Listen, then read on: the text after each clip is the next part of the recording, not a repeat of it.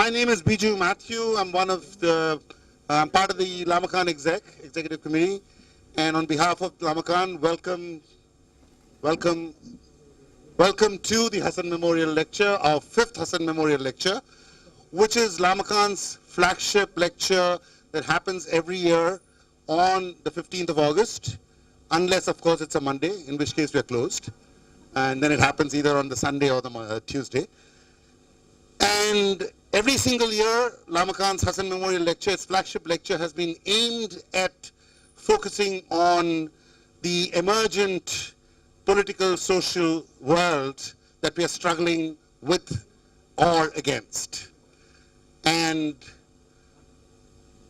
the lecture itself is named after Moid Hasan, who is the person we owe it all to. This was his house. And in the world of causality, there is this necessary conditions and sufficient conditions, right? So Lamakan would not have been a possibility without Hasan Mamu and this house, and it being handed over to run a lovely place like this. And Lamakan, the spirit of Lamakan is that it's an open cultural, political space for people to come, exchange ideas, debate, fight over things, create new things, and create a new world, create a new vision. That's the spirit of Lamakan. We are entirely, almost entirely, except for a few thousand rupees here or there that we get as donations, almost entirely funded through the chai and samosas and the mirchi bhajis. So please, even if you're not hungry, eat as many of them as you can, because that's how we survive. We have a wonderful staff who keep this place going. Kranti, our manager, and the entire kitchen staff, KK, Basant, and everybody else there. They are the people who keep this place going, but we must remember this place is for you, all of you who make this place what it is. It is a space of opposition. It is a space of standing up to power. It is a space of questioning, and we welcome you here in that spirit. Today's Hasan Memorial Lecture is going to be delivered by Siddharth Varadarajan and going to be moderated by Firdaus Soni. I will just introduce Firdaus in a moment and then hand it over to her. Firdaus is a research scholar at the University of Hyderabad, the Central University in Gachibowli, involved deeply with the Rohit Vemula struggle, and her work, her research work, is on pastoral communities, and she is active as a political figure on campus and a person who, let's say, seeks to uncover and push open the questions that are difficult to push open on a campus and in a political environment like we have today. Thanks, Firdaus, for being here with us, and over to you. Thank you so much for that generous introduction. I just want to, today, on the day that it is today, the 15th of August, I just want to begin this discussion by reiterating a very important moment from our history, which doesn't get recalled or registered as in the mainstream, in the dominant narrative of history, which is in 1972 in Bombay, the Dalit Panther Party observed 15th of August as a black day. They raised black flags, and they said that the tricolor, which doesn't do anything to cover the shame, which doesn't protect our people, it has no meaning to people of this land. So from a moment like that to a moment today where there is so much fear in the air, even now as we say anything which challenges the ruling government, which challenges the idea of nation, which is so violent to so many of the people in this country, we are gripped with fear. We speak, there is no denying to the fact that there is an environment of fear which is systematically created. The repression has always been there. There has always been power. There have been structures of a society which lead to a certain kind of power that we see now. And it has changed its forms, it has changed its modus operandi in today's time. And one struggle definitely is to fight it. At the same time, it's very important to understand what are the modes in which that power operates, what are the modes in which the repression is done, and what are the modes in which resistance can be framed. So 2014 is marked as this watershed moment for our country, where a political entity that claims to want to form a Hindu nation comes to power as the ruling government in this country. And 2014 therefore marks a certain kind of a milestone for the politics of this country, for the people of this country. From 1972 15th August, where people were able to say this out boldly, today we have lynchings that are happening every day. Today we have systematic violence committed on people in the name of cow slaughter, in the name of beef ban, etc. And and there are different spaces of resistance that are coming up. We see that a lot of things in society since then, of course, have changed. The available now we live in an era of internet. Now we live in a space where these forums are also being used to frame a certain resistance. In 2015, Wire was launched as an independent space from which a very clear opposition to power can be, from which a certain kind of a journalism can be presented to the people. In 2015 also we saw spaces like National Dastak and many other spaces that emerged to address the question, to challenge what was happening to journalism, challenge what has been happening to journalism. And today we have with us Siddharth. I don't think he needs much introduction. A lot of people know who he is. He is the founder and editor, one of the founders and editors of The Wire, which seeks to create a space of independent journalism, which seeks to create a space where journalism can truly stand with the people who are resisting these forces. And so today's discussion is very important, because what we are going to do today is to understand how does the right-wing forces actually use media. What are the ways in which even they are updating, what are the ways in which they are creating popular opinions, etc., and much more. And he will definitely elaborate a lot on that. And so the title, as aptly, the discussion is aptly titled as the next round of Jumlebaazi in the context of the upcoming 2019 elections, which will again be probably one of the most important elections that this country will witness.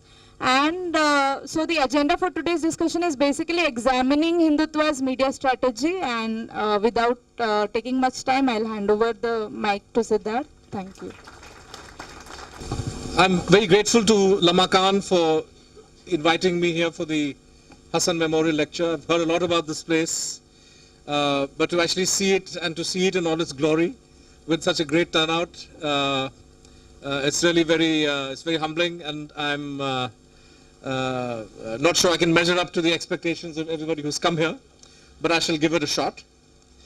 The topic that I have before me is really a very vast one. It has many different elements, and what I thought would be useful is not, of course, as a journalist, what concerns me is the place of the media in today's India and in today's politics, and the manner in which the media is used and abused for various agendas, and I will speak about that and also try to analyze the specific use that the Bharatiya Janata Party and the Sangh Parivar and all the affiliated organizations are making of the media. But that is only a part of the story that I want to tell, part of the analysis that I want to give you, because I think in order to understand the role of the media, why the media does what it does today,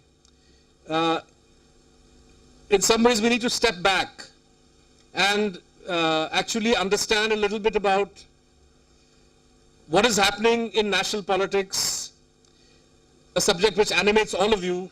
It's animating everybody. There's a great deal of concern about the political scenario in the country. Governments have come, governments have gone, PMs have come, PMs have gone. But since 2014, some of the changes that we see do appear to be a little out of the ordinary, to put it mildly, and do suggest that the kind of transition that we have been witnessing, or the kind of changes that we've been witnessing over the last 4 years,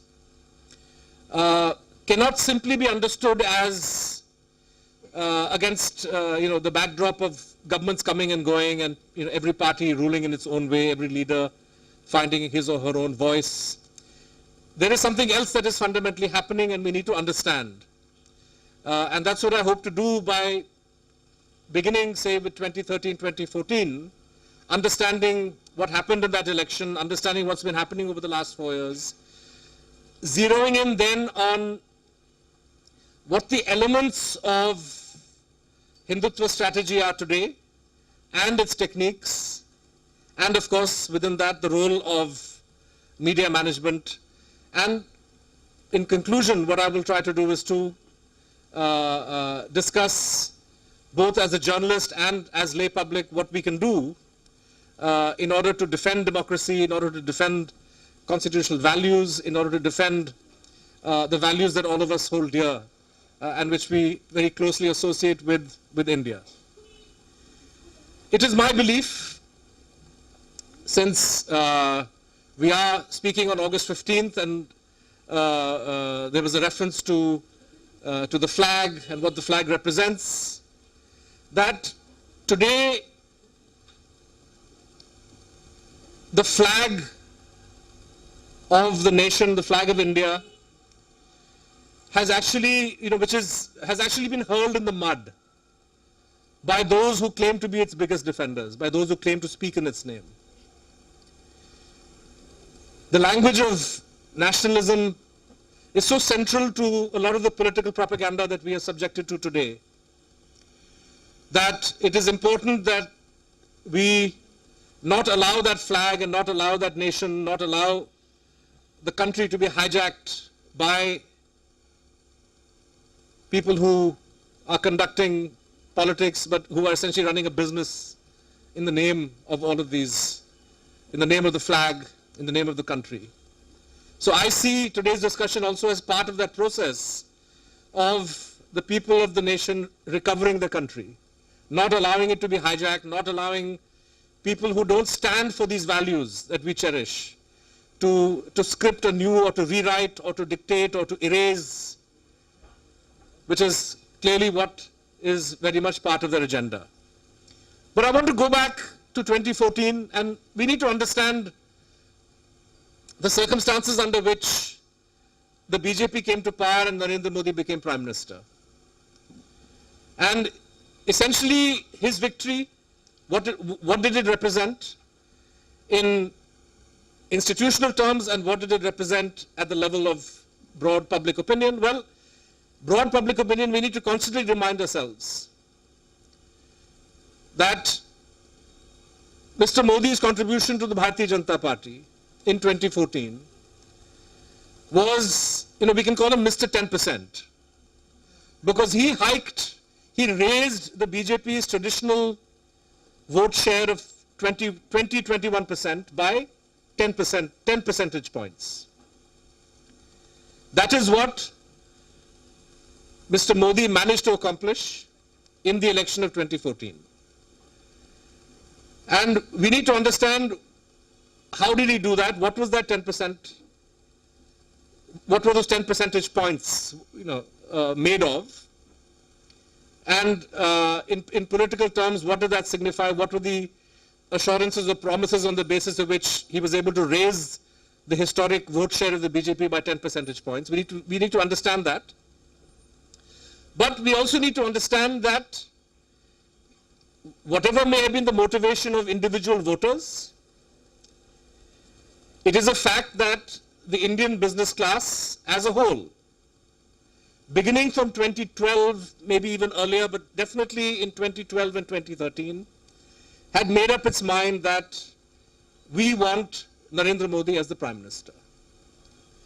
And the reason they settled on Mr. Modi is because the government of Manmohan Singh and UPA, for a variety of reasons, had proved ineffective in delivering the kind of things that they wanted.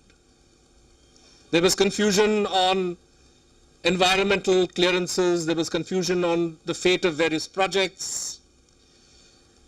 There was a certain squeamishness on the part of the Congress and the UPA when confronted with popular demands from different sectors of the people. Right to information, Narega, these are products of, in a way, mass movements which the government of Manmohan Singh had taken on board. All of this was seen as unnecessary encumbrances, obstacles in the way of the untrammeled growth of business. In addition, the corrupt ways of the Congress and the UPA were also very well known to everybody, including the business class. And there was a certain feeling that you have corruption of two kinds. There is corruption as a whole which favors the business class, as in when you decide that we will not have an auction for 2G. That a scarce resource like 2G will be given away virtually free to big business. That is the kind of corruption that big business likes. And then there is cherry picking. When you go the next stage and say, I'm going to select from among various business groups 5 or 6 guys who will pay me a consideration and get a 2G license in exchange.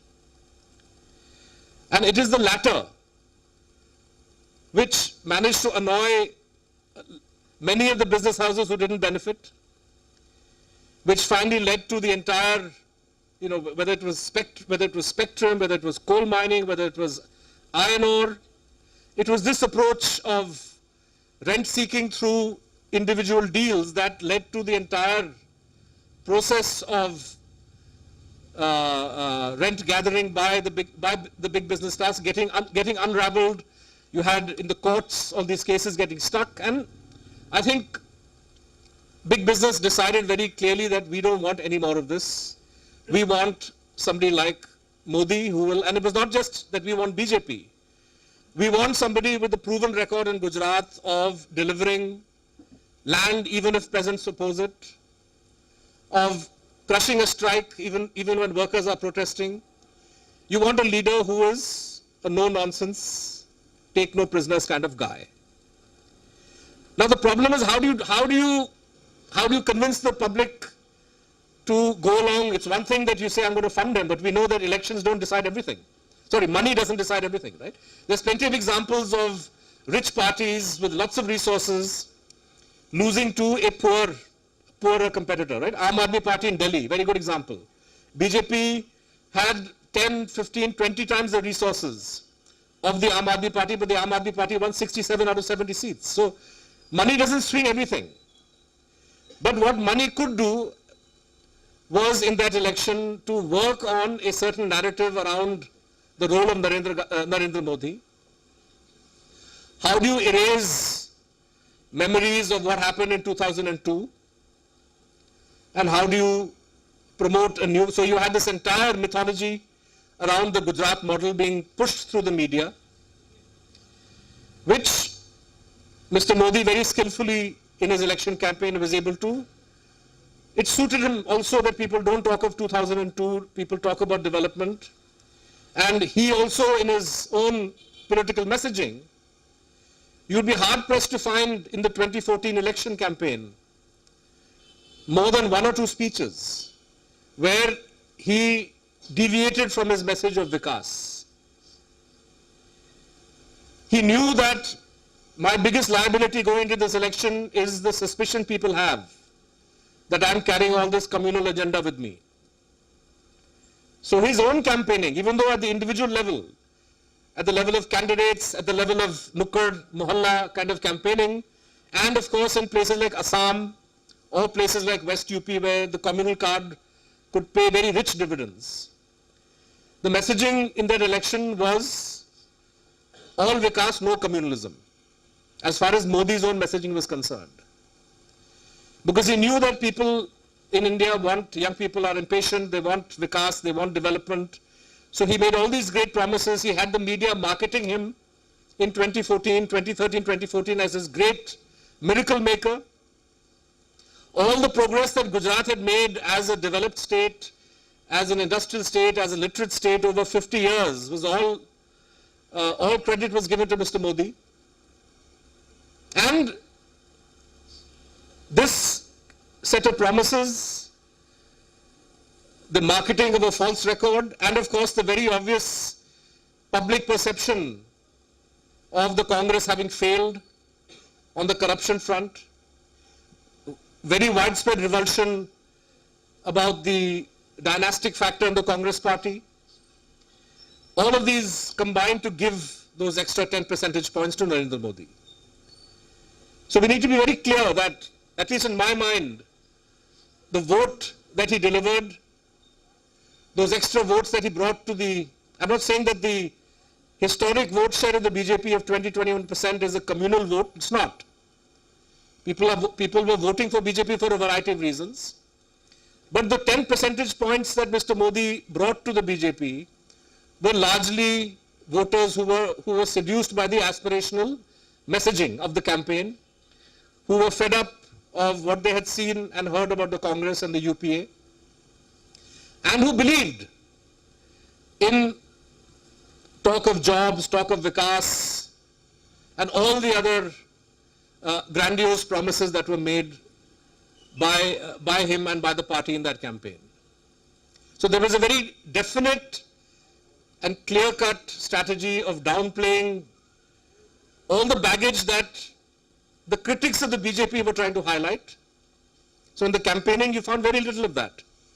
And playing up the, so we need to be clear on this point, and the BJP also fully understands that. Now, having got elected, the challenge that almost from day one, the challenge before Mr. Modi was, how do you deliver on these promises? How do you satisfy the aspirations that you've raised? How do you, he spoke of 10 crore jobs, he spoke of smart cities, he spoke of end to corruption and black money, he spoke of bringing billions of dollars in black money that was stashed abroad back home. One promise after the other was made, and he knew that sooner or later people are going to begin to expect some kind of delivery on this front. And it seems to me that almost simultaneously with the victory, because the leopard actually did not change its spots. The communal agenda, the so-called cultural nationalist agenda was very much there. All of us who understood the BJP and RSS knew it had not gone anywhere.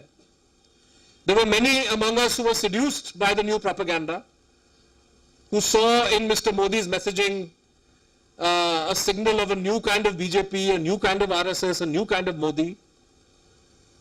There were many commentators, many analysts, many people in the business community who bought all this and who sincerely believed that there was some kind of miraculous transformation that was now going to be underway. And of course the media, almost from the word go, began to suspend all critical faculties and to treat every utterance of Mr. Modi, every policy announcement, you recall the phrase masterstroke. Everything was a masterstroke. And you had these kind of phrases being used and promoted. It became very clear that Mr. Modi, who had evaded any kind of questioning, any kind of accountability from the press from 2002 onwards, would continue to remain inaccessible. He believes purely in one-way communication, that too through Twitter and through Man Ki Baat and all of these different devices. And the media, instead of saying, hang on a minute, in a democracy we expect the Prime Minister to be accountable. Even something so, Manmohan Singh was not a leader who gave any interview actually during his tenure.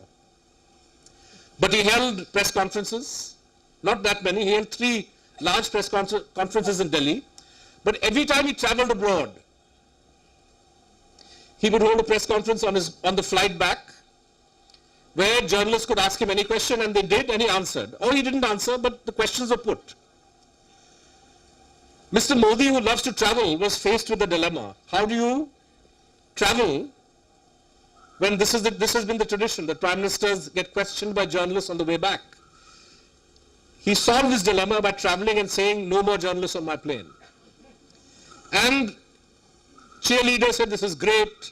This is a slap for the Latvians media. Latvians media are all muftkhors.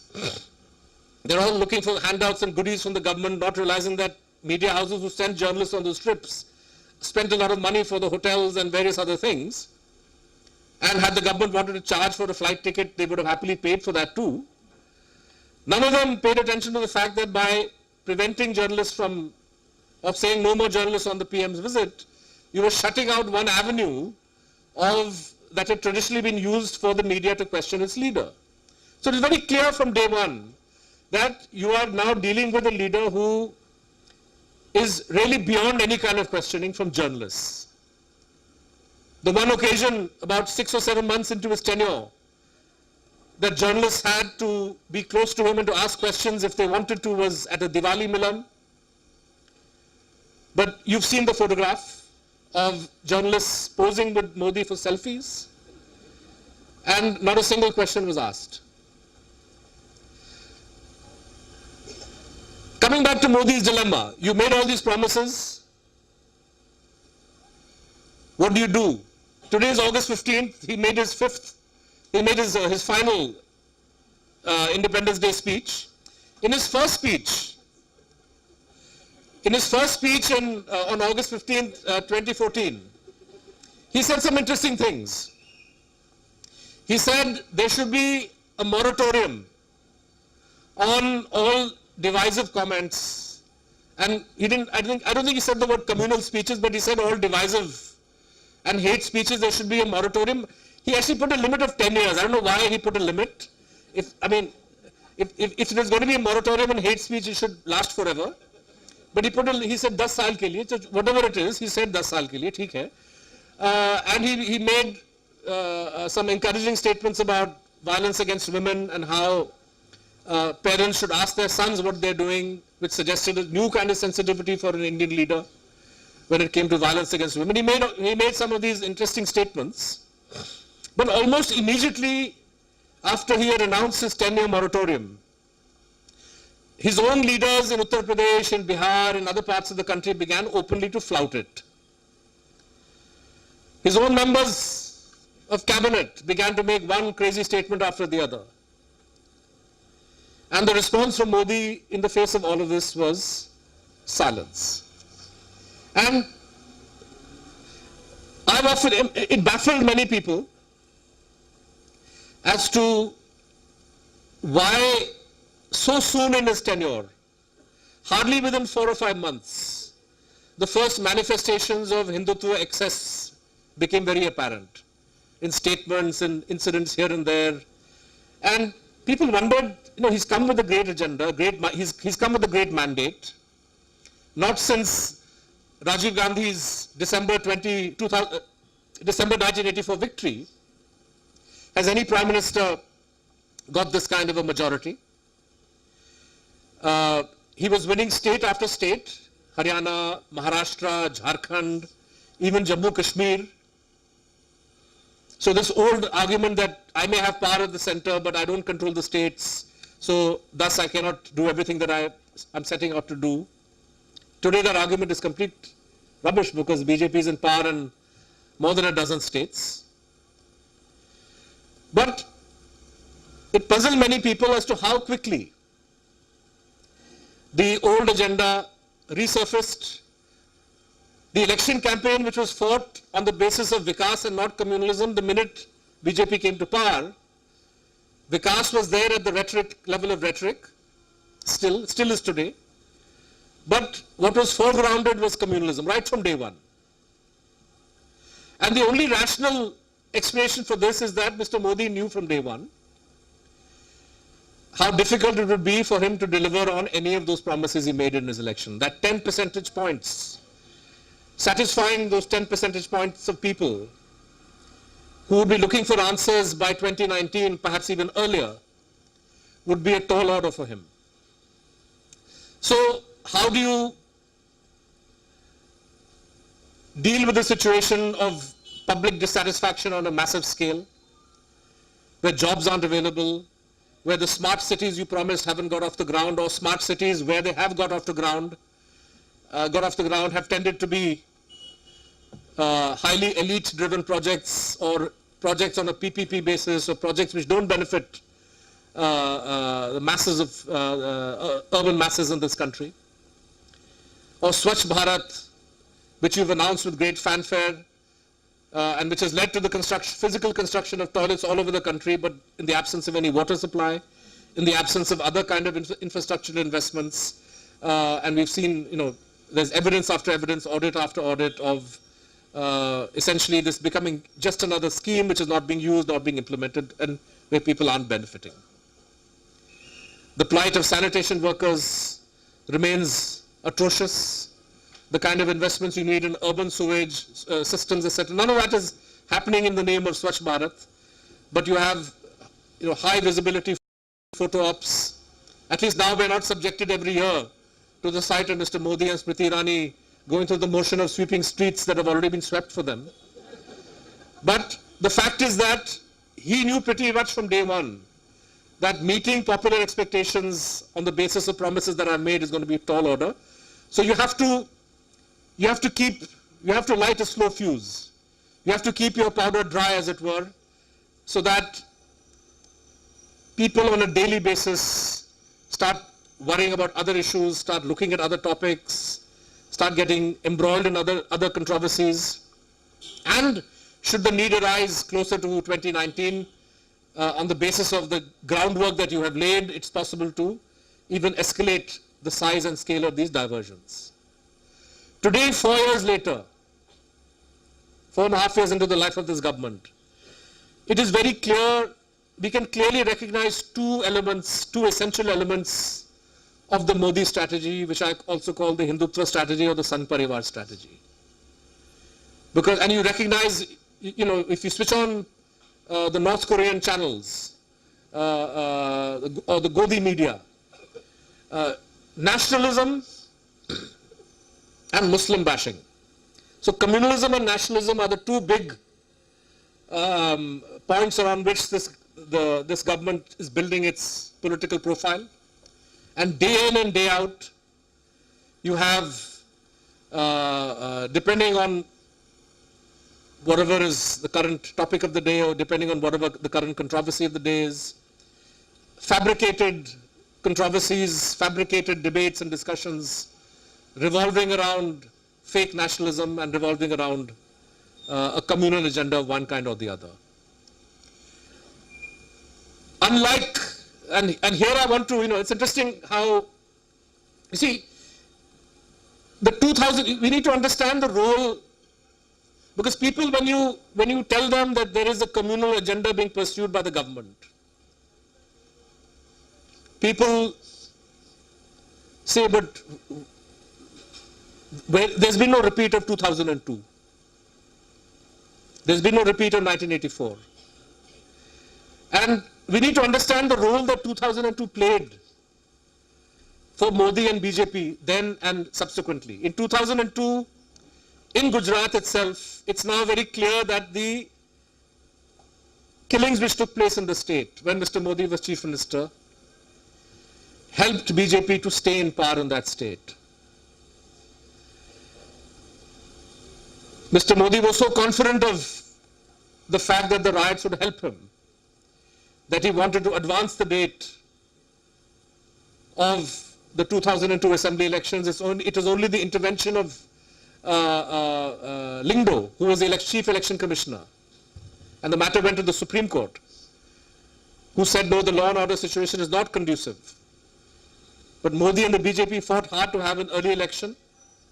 Finally, of course, the elections were held in December that year, which the BJP won comfortably. At the level of Gujarat, the riots worked strongly in BJP's favor, but at the national level in 2004, and there are any number of BJP leaders that, as a journalist, one had spoken to after the shock defeat of Mr. Vajpayee in 2004, when they were trying to understand what the reasons were for this defeat, they were so convinced they were going to win. Many young people in this audience don't remember those terrible days of 2003, 2004, when the entire buzz in the media, people with jobs who are bureau chiefs came and went on the basis of newspapers making predictions about the fact that Vajpayee and Advani would come back.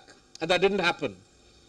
One reason is, of course, that the Vajpayee government exaggerated the idea of India shining. They had this phrase, India shining, which annoyed a lot of people, particularly in the countryside. But the other reason, and this played at the level, I think, of even urban middle class, was the idea that, a major riot like Gujarat could happen on Mr. Vajpayee's watch. So BJP leaders were quite clear at the national level in 2004 that what Modi did in Gujarat worked against the party at the national level. And I think their assessment is correct. And I think even today, even among those sections of the middle class that have been communalized,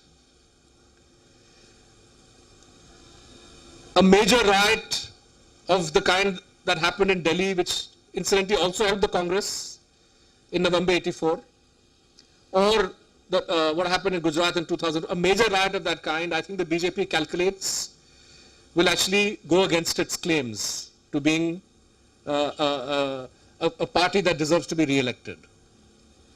So how do you use communalism as a weapon without engineering or facilitating or tolerating or encouraging a major riot of the kind that happened in Gujarat in 2002? So you have communalism without the pogroms. Communalism, rather than with hitting people with one major incident, you hit them with 1,000 cuts. This is what the logic of your beef agitation, your lynchings, depending on the state, depending on the issue, love jihad, all these kind of bogus issues have been fabricated, have been pushed on people in order to push the poison of communalism into every town, city and district of India, but with just the right amount of calibrated violence. So you kill one person in Alwar and allow his killers to get away with it, and you file charges against Pehlu Khan's family. In Dadri, Akhlaq can be murdered, and you can have a union minister go and attend the funeral of one of the killers, and there's a national flag. When I said that these people have insulted the national flag, this is the kind of activities that they've done with the flag. And yes, there is revulsion at a lot of what this is happening, but all these incidents are used to spread communalism at the local level. So, communalism without major riots is a key part of the agenda, and a lot of the utterances, the same Modi who was careful in 2014 can now deploy Shamshan Ghat, Kabristan, Holi, Eid, and say other kinds of things. In Bihar, for example, in the Bihar elections, when he told an election gathering that there is a plot to give reservation to members of one community which will come out of your quota. A lot of scaremongering vis-a-vis Muslims. You can see the kind of agenda in Assam that is being pursued. And here you have, and this is essentially the way in which through all of these incidents, incessant propaganda to remain in a way to bludgeon people, spread insecure. The more insecure you, the randomness of lynching in some ways makes minorities feel even more insecure across the country than one sustained riot or massacre in Gujarat.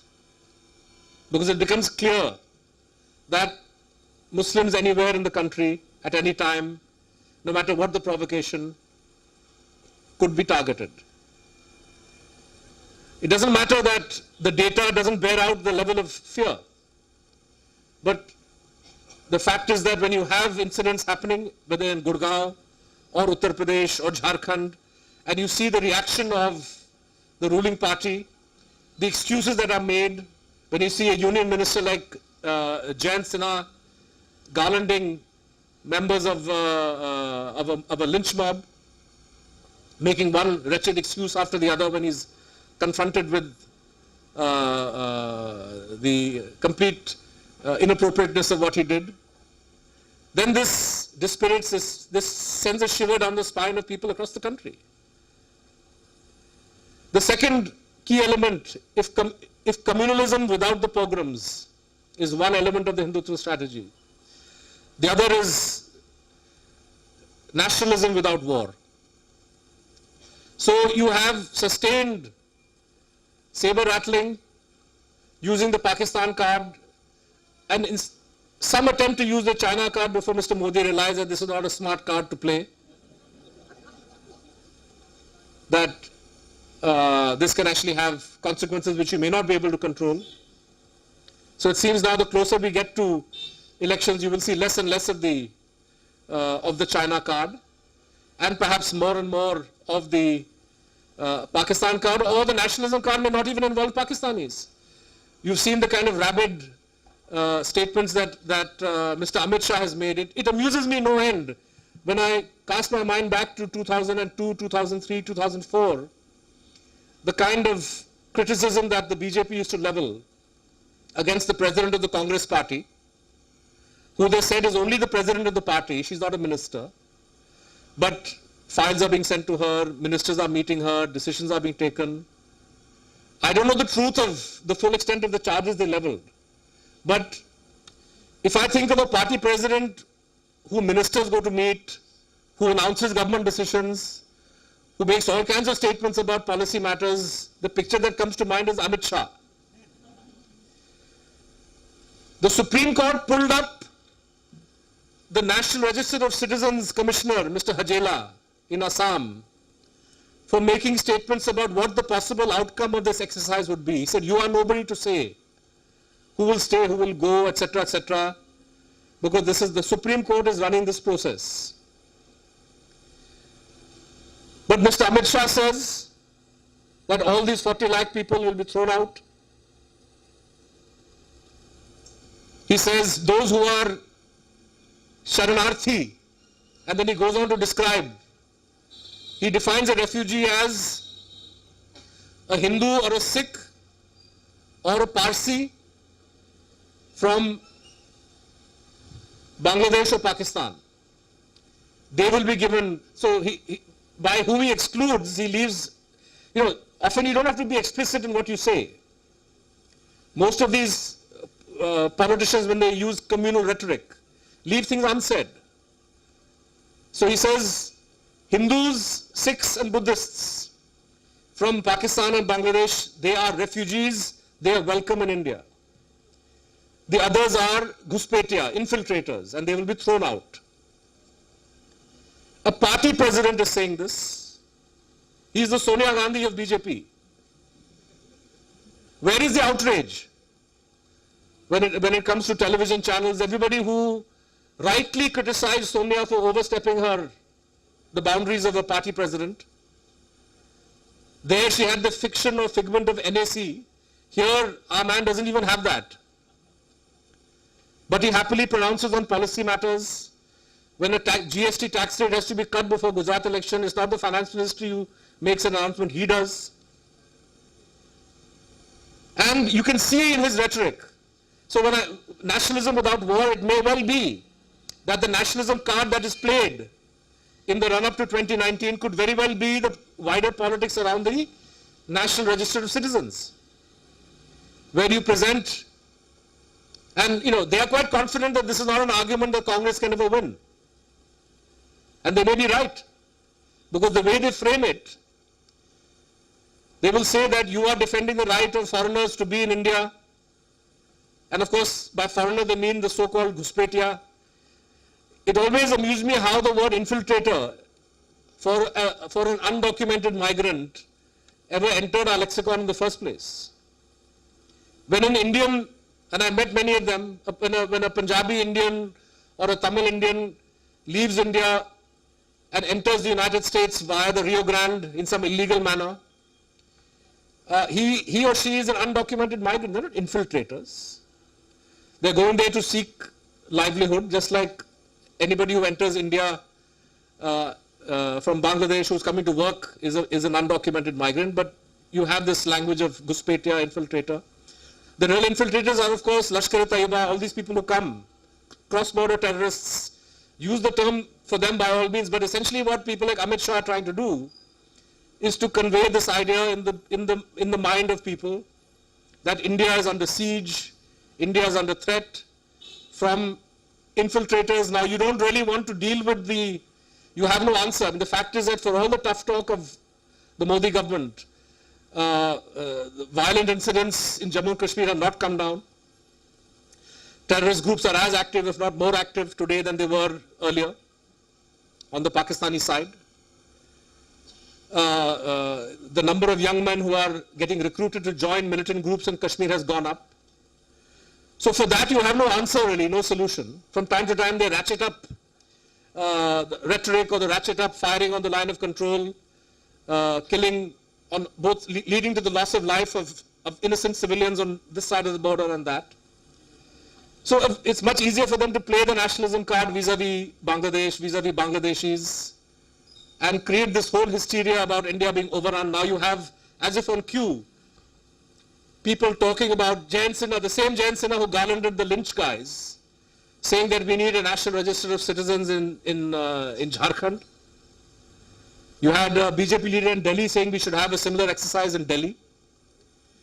So it wouldn't surprise me if in the run-up to the election as a conscious strategy, this is a great way of playing a hyper-nationalist card without the encumbrance of war. And they are quite confident that this card is a risk-free card. There is no danger of a conflict emerging which will escalate that you cannot control. So it's a safer option to beat up on some Bangladeshi migrants than it is China or even Pakistan. And if these are the two key elements of the Hindutva strategy, there are others too, but I wanted to focus on these two because this is where you see the complicity. And I want to come to the media issue, the complicity of the media, or a section of the media, the Godi media, in this whole exercise. Because with certain channels, day in, day out, maybe 5 days in a week, maybe 6, you tune in between 7 and 10 p.m. and you can be sure that you will find some topic of debate which revolves around Muslims.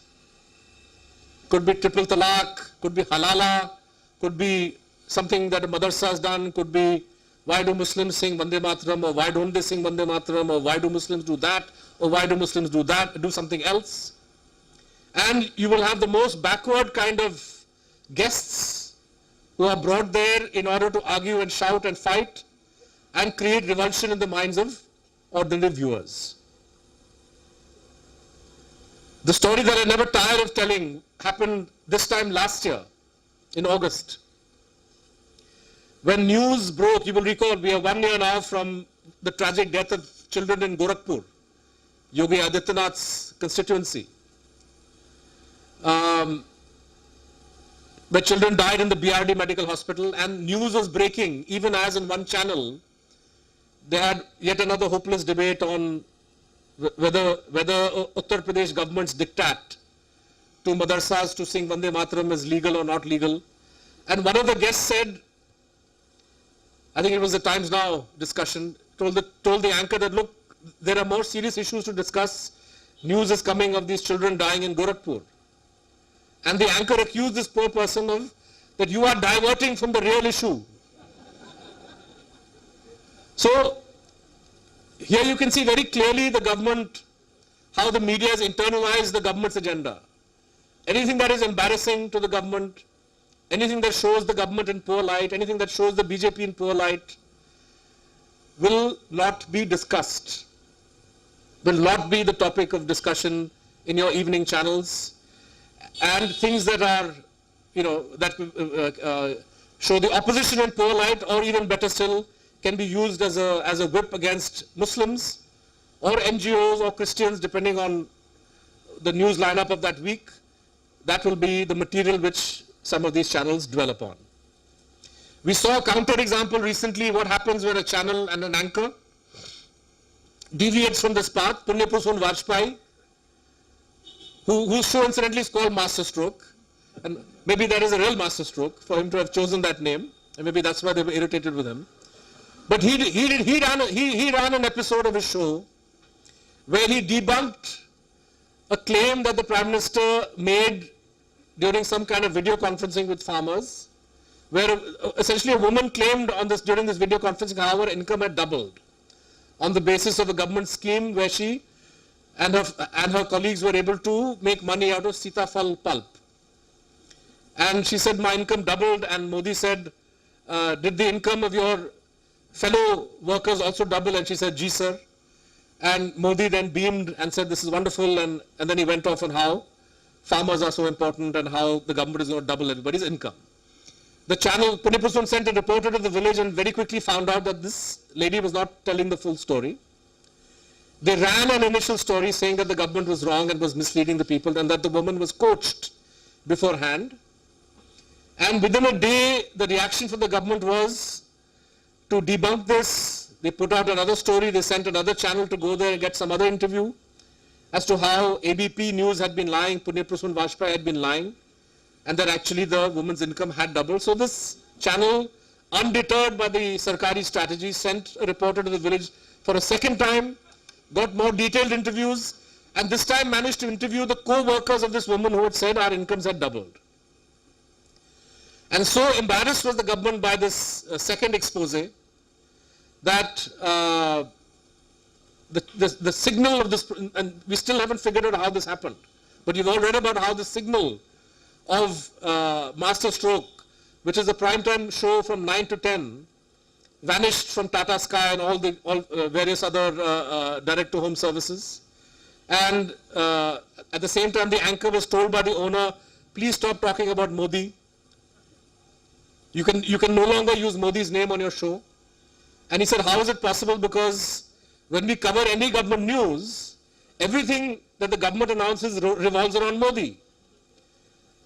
Modi inaugurates a flyover, Modi inaugurates a school, Modi, recently one of the ministries sent around a letter asking every ministry, please tell us over the next 60 days what are all the projects that Modi can inaugurate.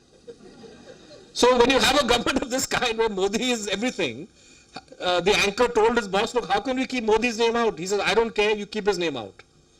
So they said, fine, we'll keep his name out, but when we show images, Modi is present in every photograph.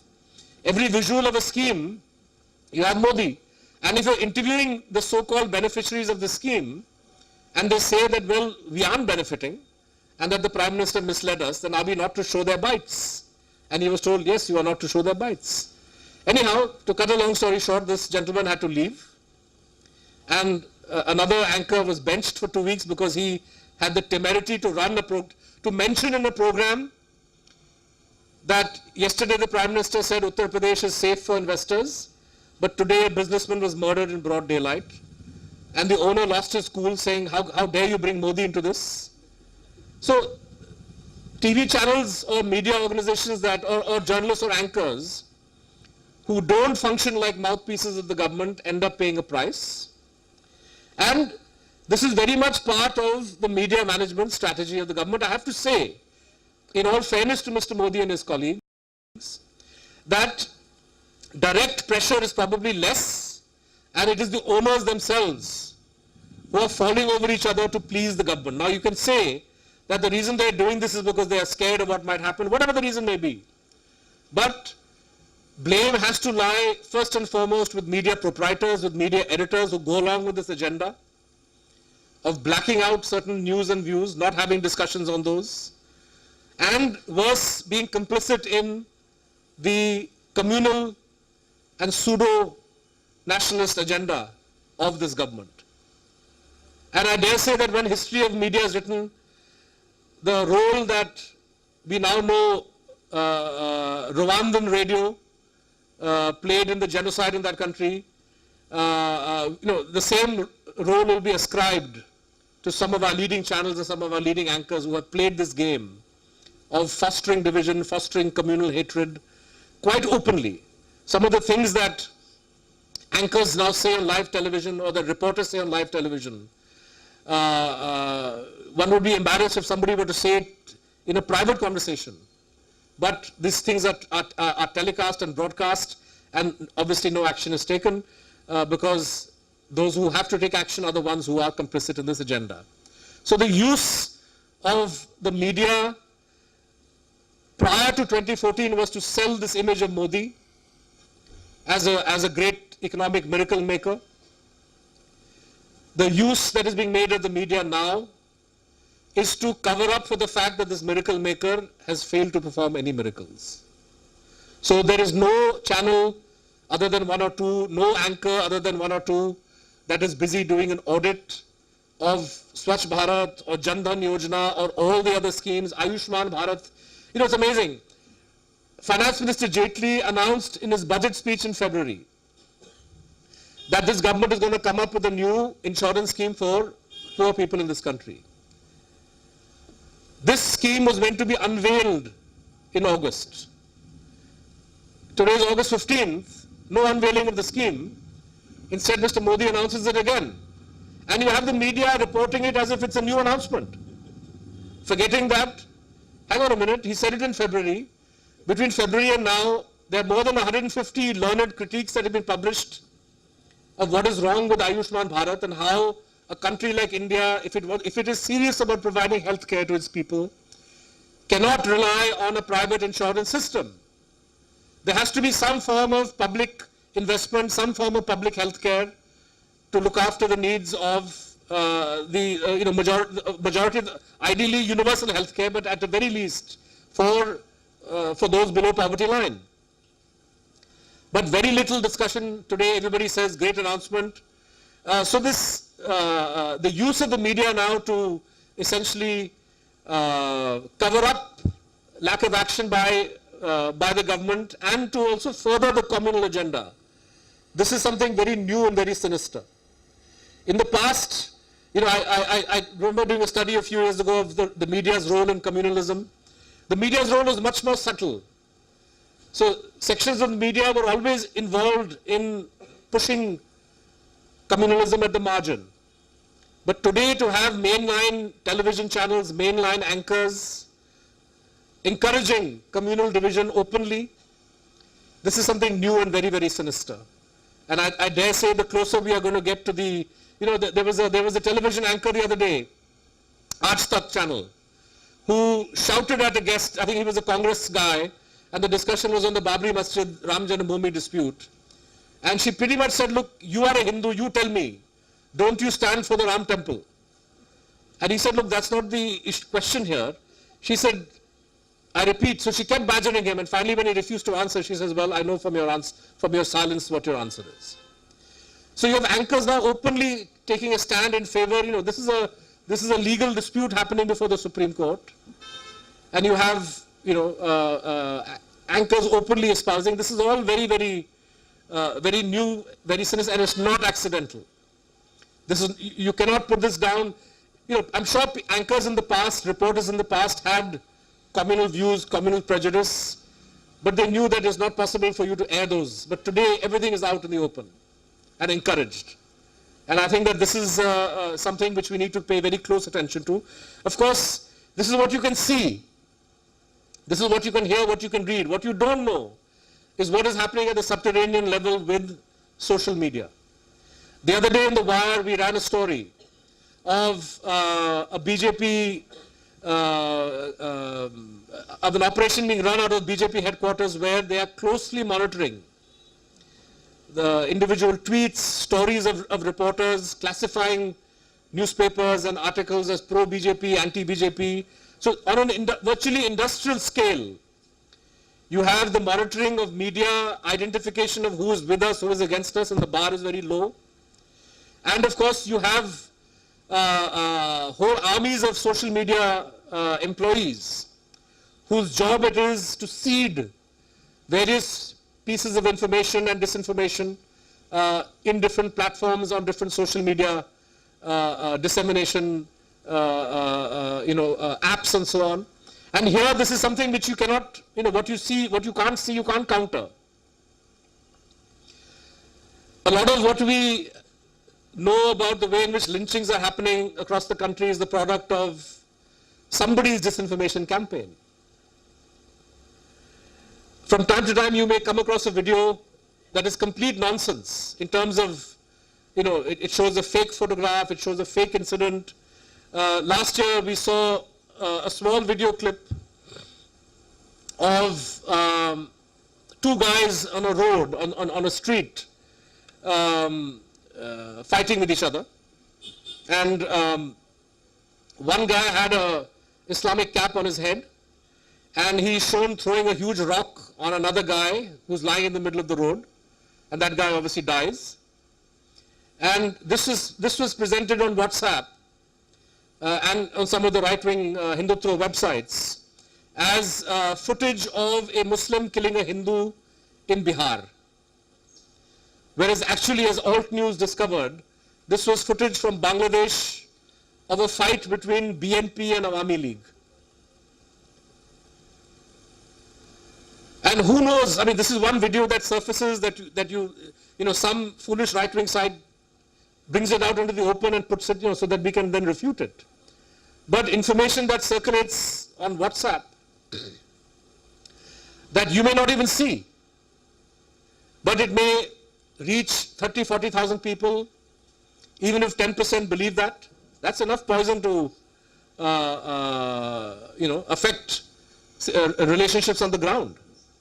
And the industrial use of disinformation by right-wing political groups, by Hindutva-oriented organizations, with the complete, and we don't know who these people are, beyond a point. One of the wonderful ways in which these organizations operate is that they're not registered bodies. Even you take something like RSS. RSS has all kinds of front organizations. It emerged recently through some RTIs that the RSS itself does not have any formal, apparently there's no bank account in the name of RSS. And somebody then went and somebody registered a trust called RSS to show how he was using this name for the first time. But an unregistered body has all these different front organizations that do all kinds of activities, some declared, some undeclared. And the old, it used to be said, if you read Bhisham Sani's accounts of partition, what great rumor mongers. RSS thrived on the basis of rumors. And what WhatsApp enables you to do is to increase the velocity and circulation and depth and breadth of these rumors. So it has given them a kind of unprecedented reach to spread not just news and information about themselves, but if they so choose, disinformation of all kinds. And we know groups and activists of various kinds using this. It was amusing to see Smriti Irani, when she was INB minister, say that we are going to take action against fake news, we are going to ban journalists who are involved in putting out fake news, and readers should have the right to complain to a committee, and then the press council will cancel their press accreditation and so on. When the reason I'm saying it's laughable is because government ministers themselves regularly purvey and put out fake news. The other day there was some kind of disinformation about Rohit Vemula's mother. And no less a person than Piyush Goyal, who was the finance minister of this country, holds a press conference on the basis of disinformation, purely with the purpose of running down Rohit Vemula and his mother, and not just Rohit Vemula and his mother, but by extension Dalits, Muslims, the entire opposition to the government, all on the basis of disinformation. And there are lots of examples of ministers being involved in this kind of activity. And you can see, in a way, the symbiotic relationship between the networks of circulation. So you have WhatsApp's information that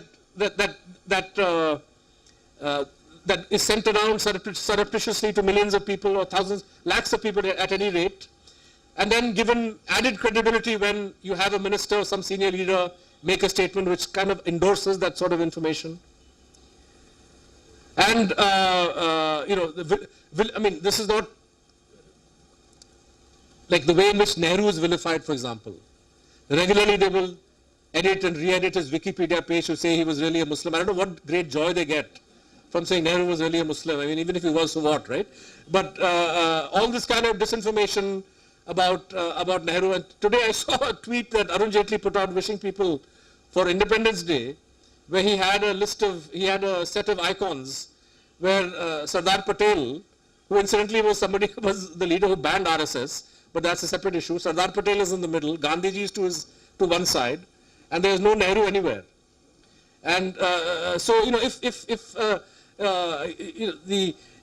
there is no arena of public discourse that is not open to disinformation, fake news, dissimulation, if it serves the political agenda. And WhatsApp, unfortunately, gives them a reach, gives them depth that they never had earlier, and which gives this agenda of communal polarization that much more strength.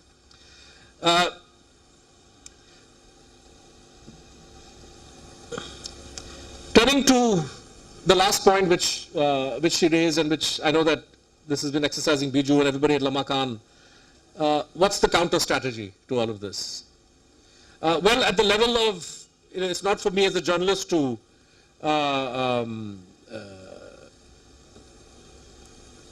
get too worked up about what is happening at the macro level of oppositional politics, but it seems to me as an analyst that at the macro level, the kind of politics that Mr. Modi has been pursuing, which is to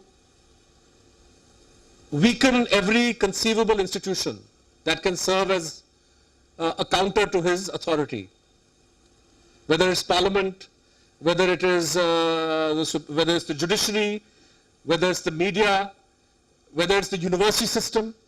Right? Universities are a great repository of resistance, of discussion, of debate. So you crush the spirit of universities.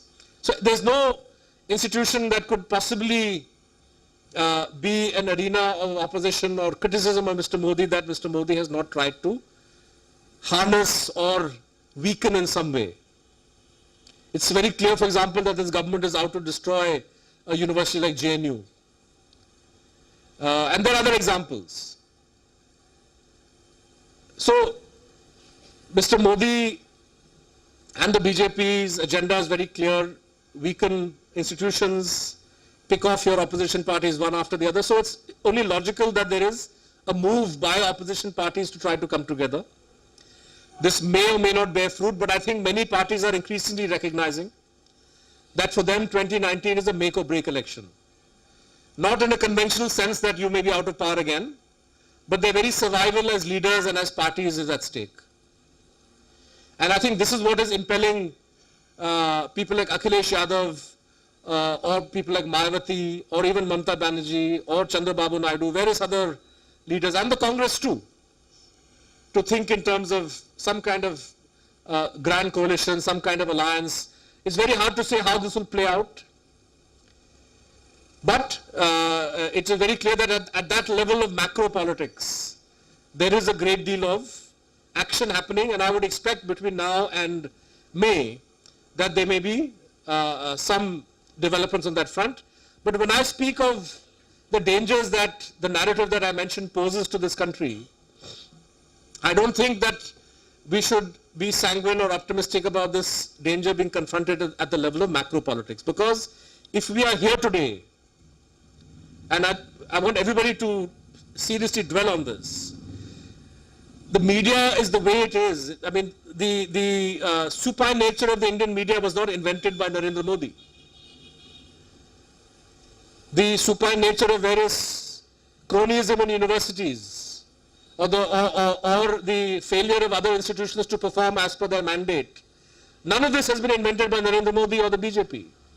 This is all invented earlier by the Congress, by Indira Gandhi, by people subsequently. The systems have been used, abused, and we are paying the price for decades of abuse of institutional autonomy of one kind or the other, by the undermining of democratic institutions, by failing to recognize people's rights, there are many villains to the story, not just one, not just two.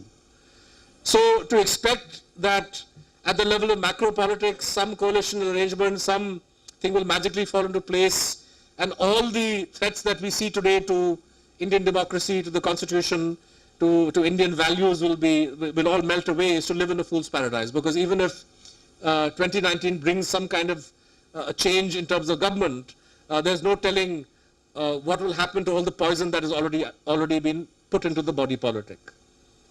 So I think that a group like this needs to concern itself with what it can do at its level in terms of public discussions of this kind, in terms of changing public discourse, changing the way in which we look and debate various things. And I very much liked in the concept note that Biju sent me, this idea of a rights-based narrative, rights versus the right. And I've often, been debating with friends that, how do you deal with, for example, the communal politics of BJP? How do you confront it? It seems to me that head-on confrontation is something that they relish. They want that crazy, they want to be crazy and irrational because they know that in this debate, they will somehow get their point across. There will be enough people who will be swayed by what they say, or they drag you down to their level. And it seems to me that finding clever ways to avoid falling into this trap is essential. If the big failure of the Modi government, to my mind, has been its performance on the jobs front, has been its failure to, or demonetization, for example, so far they've avoided the idea that there's been any corruption or anything untoward. Now you have the Rafale deal to talk about. It seems to me that discussions on these sorts of topics is something which a government which has not delivered on its promises simply does not want to deal with. They do not want debate on employment in this country. In fake interview after fake interview, Mr. Modi trots out data about Provident Fund enrollment, ESIC enrollment, but the fact on the ground, anybody who has any experience dealing with common people, you know what the employment situation in this country is. It's not a secret from anybody. The fact is that the kind of jobs that need to be created are not being created. And there needs to be more discussion on this, there needs to be more data gathered on this, jobs that exist. We need to have more reporting of the kind that ABP did, where these women said that, yes, we are getting 200 rupees for our Sitapal pulp, but we had to put in 18,000 rupees and we've not recovered that. We need to have more reporting on the reality of Jan Dhan Yojana, where the government was giving data up till a certain point on how many of those bank accounts are zero balance or 1 rupee accounts. Then 6 months ago, they stopped giving that data. And media is not asking, where is that data gone? We need to have more reporting of bank managers saying how these accounts that we've created, which Mr. Modi tom-toms all over the world, are a huge burden on the banking system because we're not able to sustain them. We're not able to offer services. We need to have more reporting on Pradhan Mantri Ujjwala Yojana. I don't know how many of you people have followed the gas cylinder Yojana, where Mr. Modi claimed to have achieved the target of 5 million new connections for the poor before he had set a target of 2019, and they've announced reaching the target even now. But when we analyzed the data, we found that of the 5 million that are being claimed, at least 2.5 million of those are from earlier pre-existing schemes, including schemes of the government of Telangana, Andhra Pradesh, Pondicherry, and so on and so forth. We found that the cost of the cylinder is such that many of the poor people who get a connection are not able to go in for a second or third refill. These stories need to be told. And of course, reporters, this is the job of the Wire, this is the job of media organizations.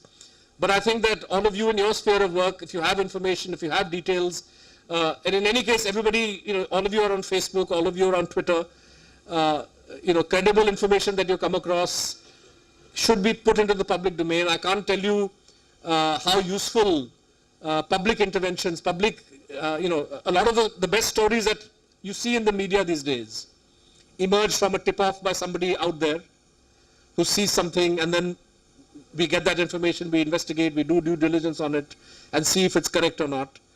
But it seems to me that if we want to counter the strategy of communalism, of this very cynical use of fake nationalism as a means of browbeating the electorate and confusing them and diverting their attention away from the promises that were made, it seems to me that we have to keep reminding people about the status of those promises. We have to keep reminding people about what are the actual successes of this government, what are its failures, and do so not with rhetoric, do so not with adjectives, do so not by running down anybody, but through actual data, statistics, stories of individuals who are affected, so that the reality of what is happening.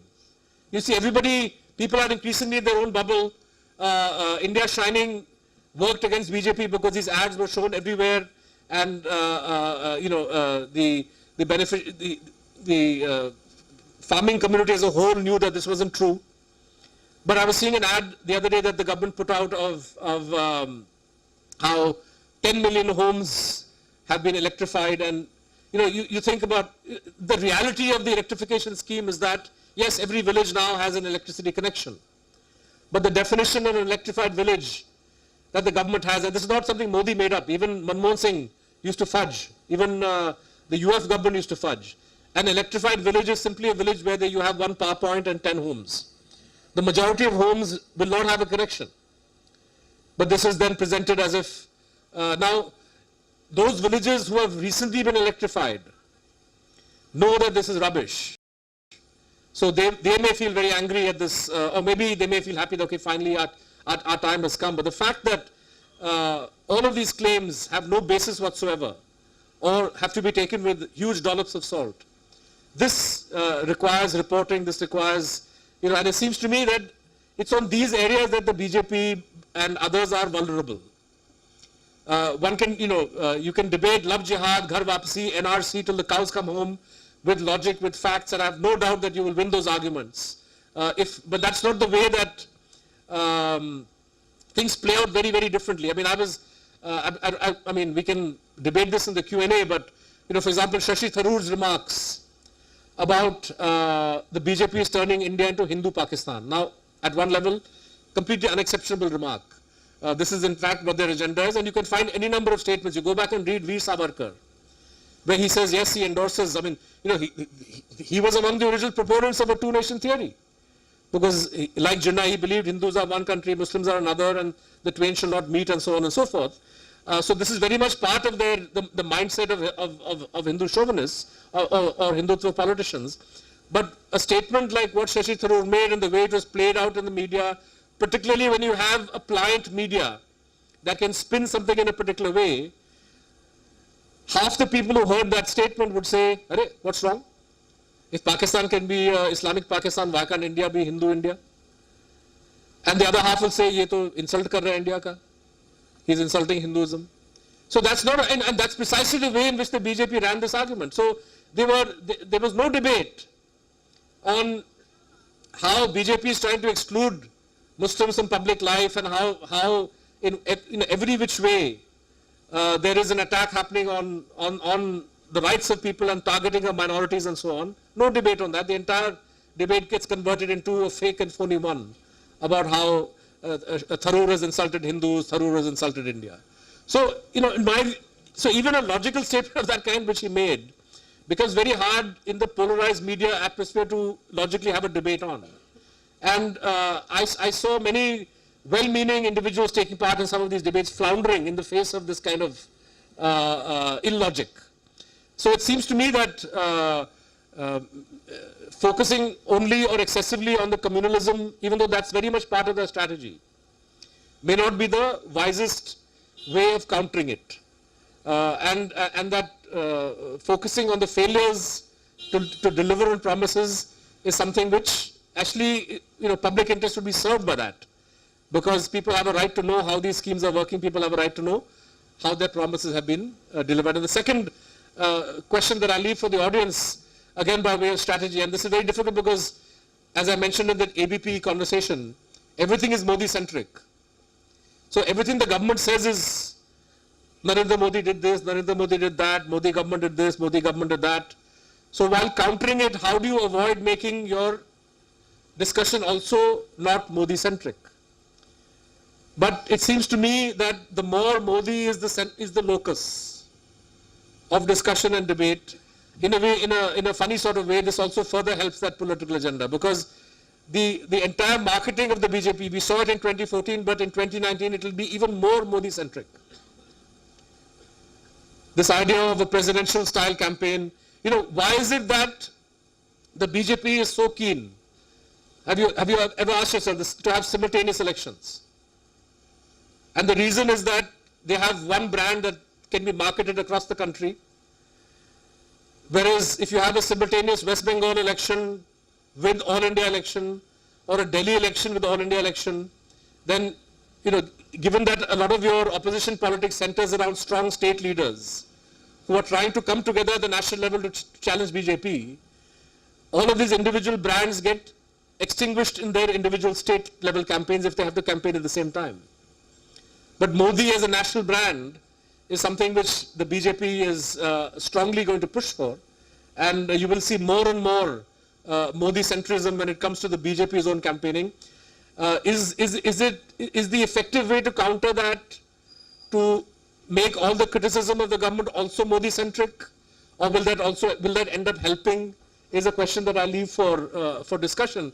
Certainly in the media, I find often, even in the wire, we find a lot of articles end up being on Modi, what he said, because that's the position that he occupies in this government. But I think focusing, even we now are looking more and more emphasizing the granular investigation and detailing of how these promises are operating on the ground, because to my mind that is the most vital contribution that journalism can make today, and groups like Lama Khan, and any social media networks that they build,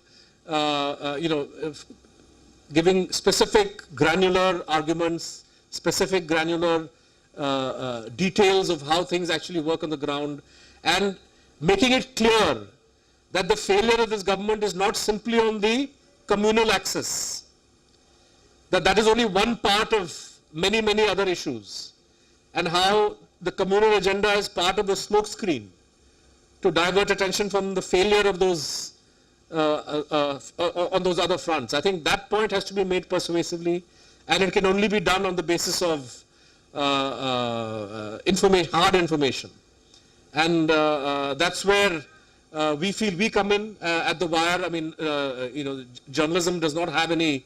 There is no axe to grind, in the sense that if we find that a particular scheme works well, we are very happy to report the pluses and the minuses. Recently we spoke about, we wrote about the Ujjwala Yojana, and what was positive was highlighted, what was negative was highlighted.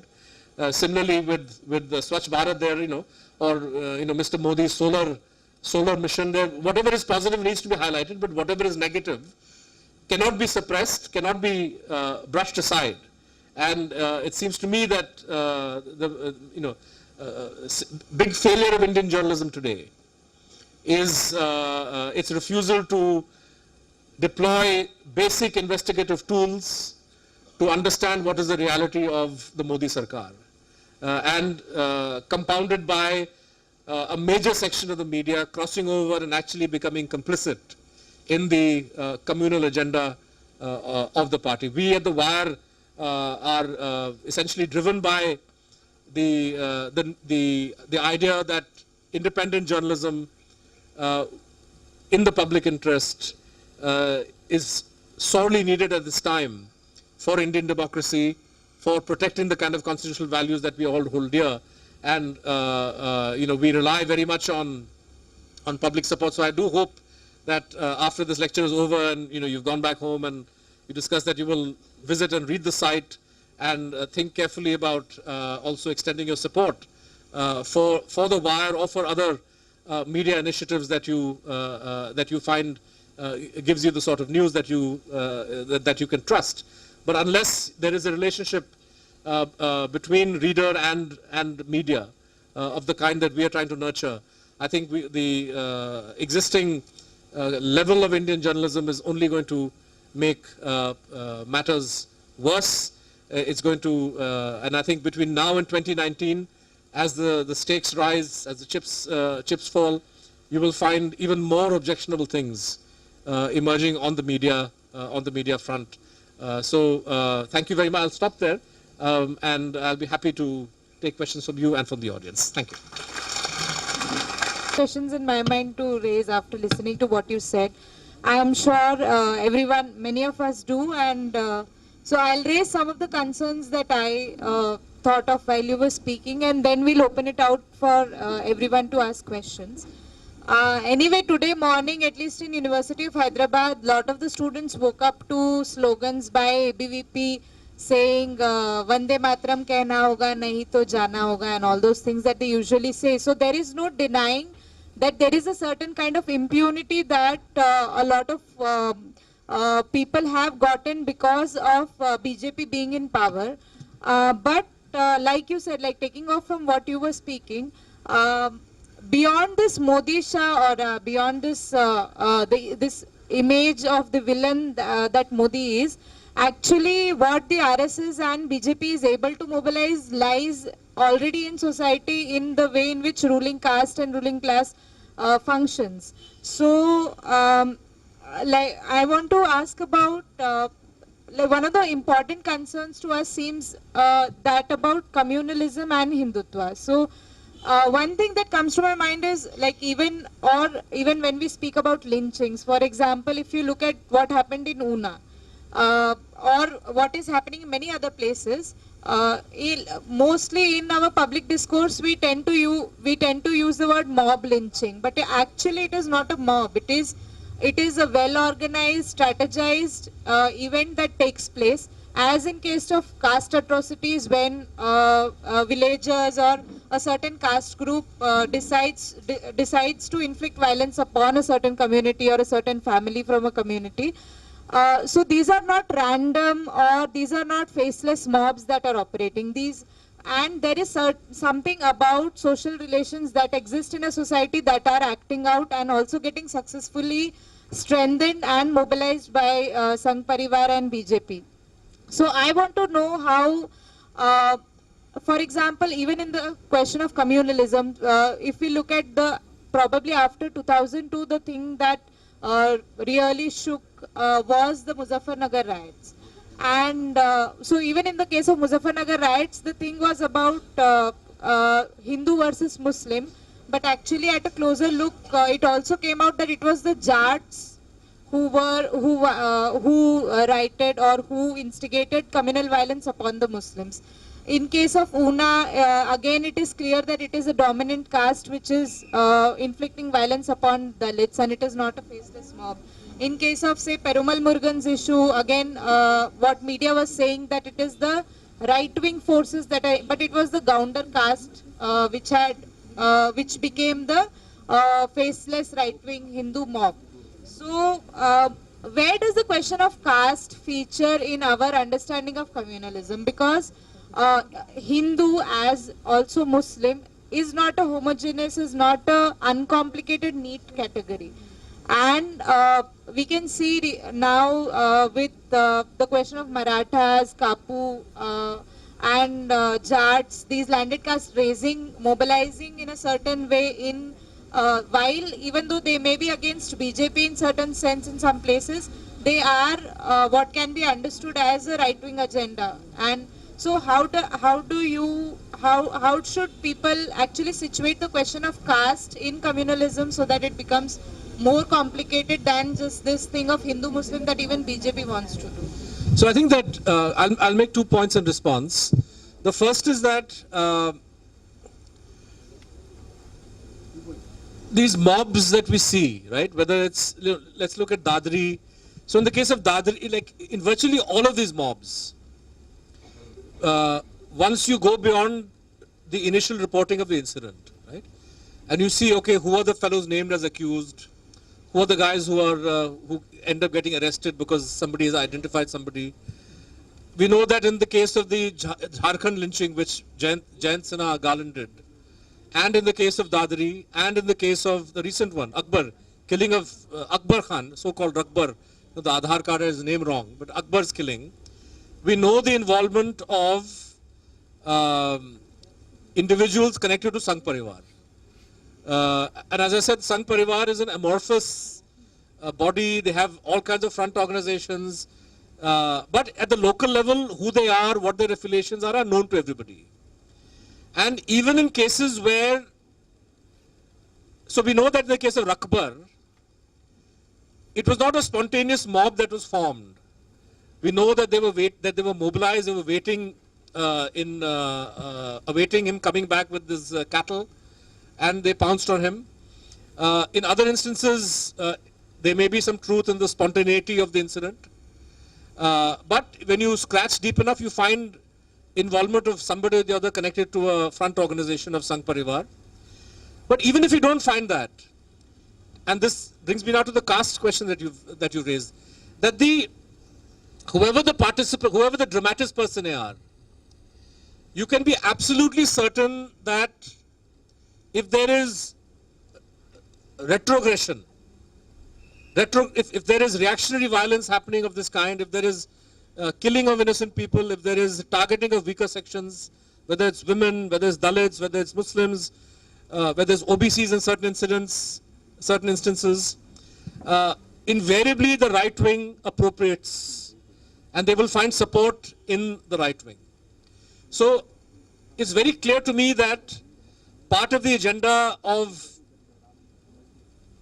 the Hindutva groups is to build on is to fashion out of existing local level tensions, animosities, rivalries and problems, a pan-Indian, pan-Hindu kind of a consciousness which can be deployed at the national level.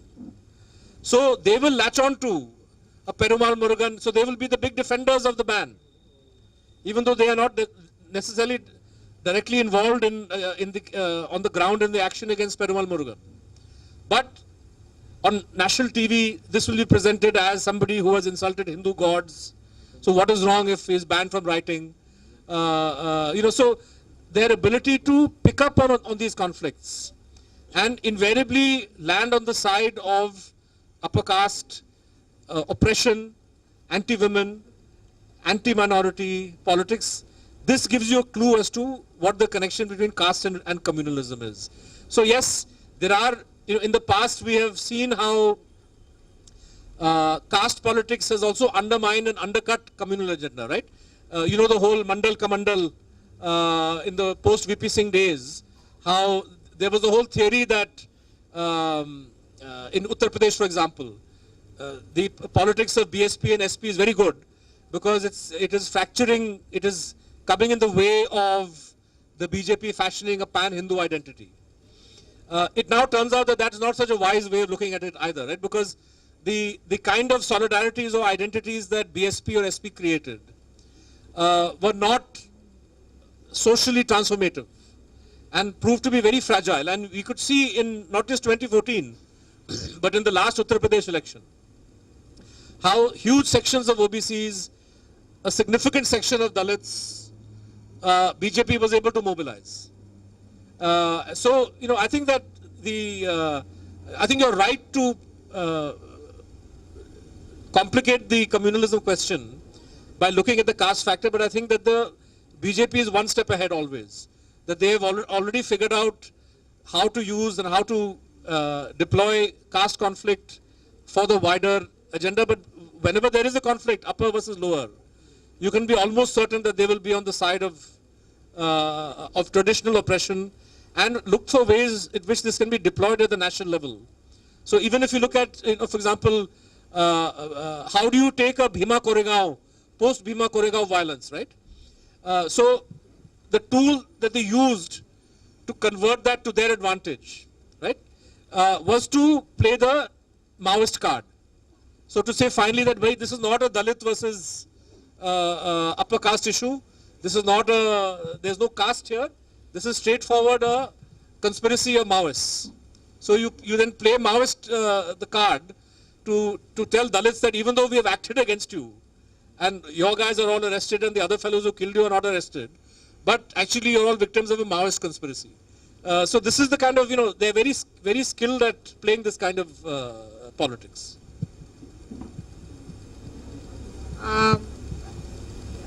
I think, the fact that BJP RSS has from the beginning been a step forward in mobilizing in separate castes for political gains. But what I was also trying to add to what you have just said, that about this division between Hindutva and Brahmanism. So Brahmanism, casteism, as it exists in society as a whole, as it exists in across beyond these political parties, beyond Congress, BJP, SP, or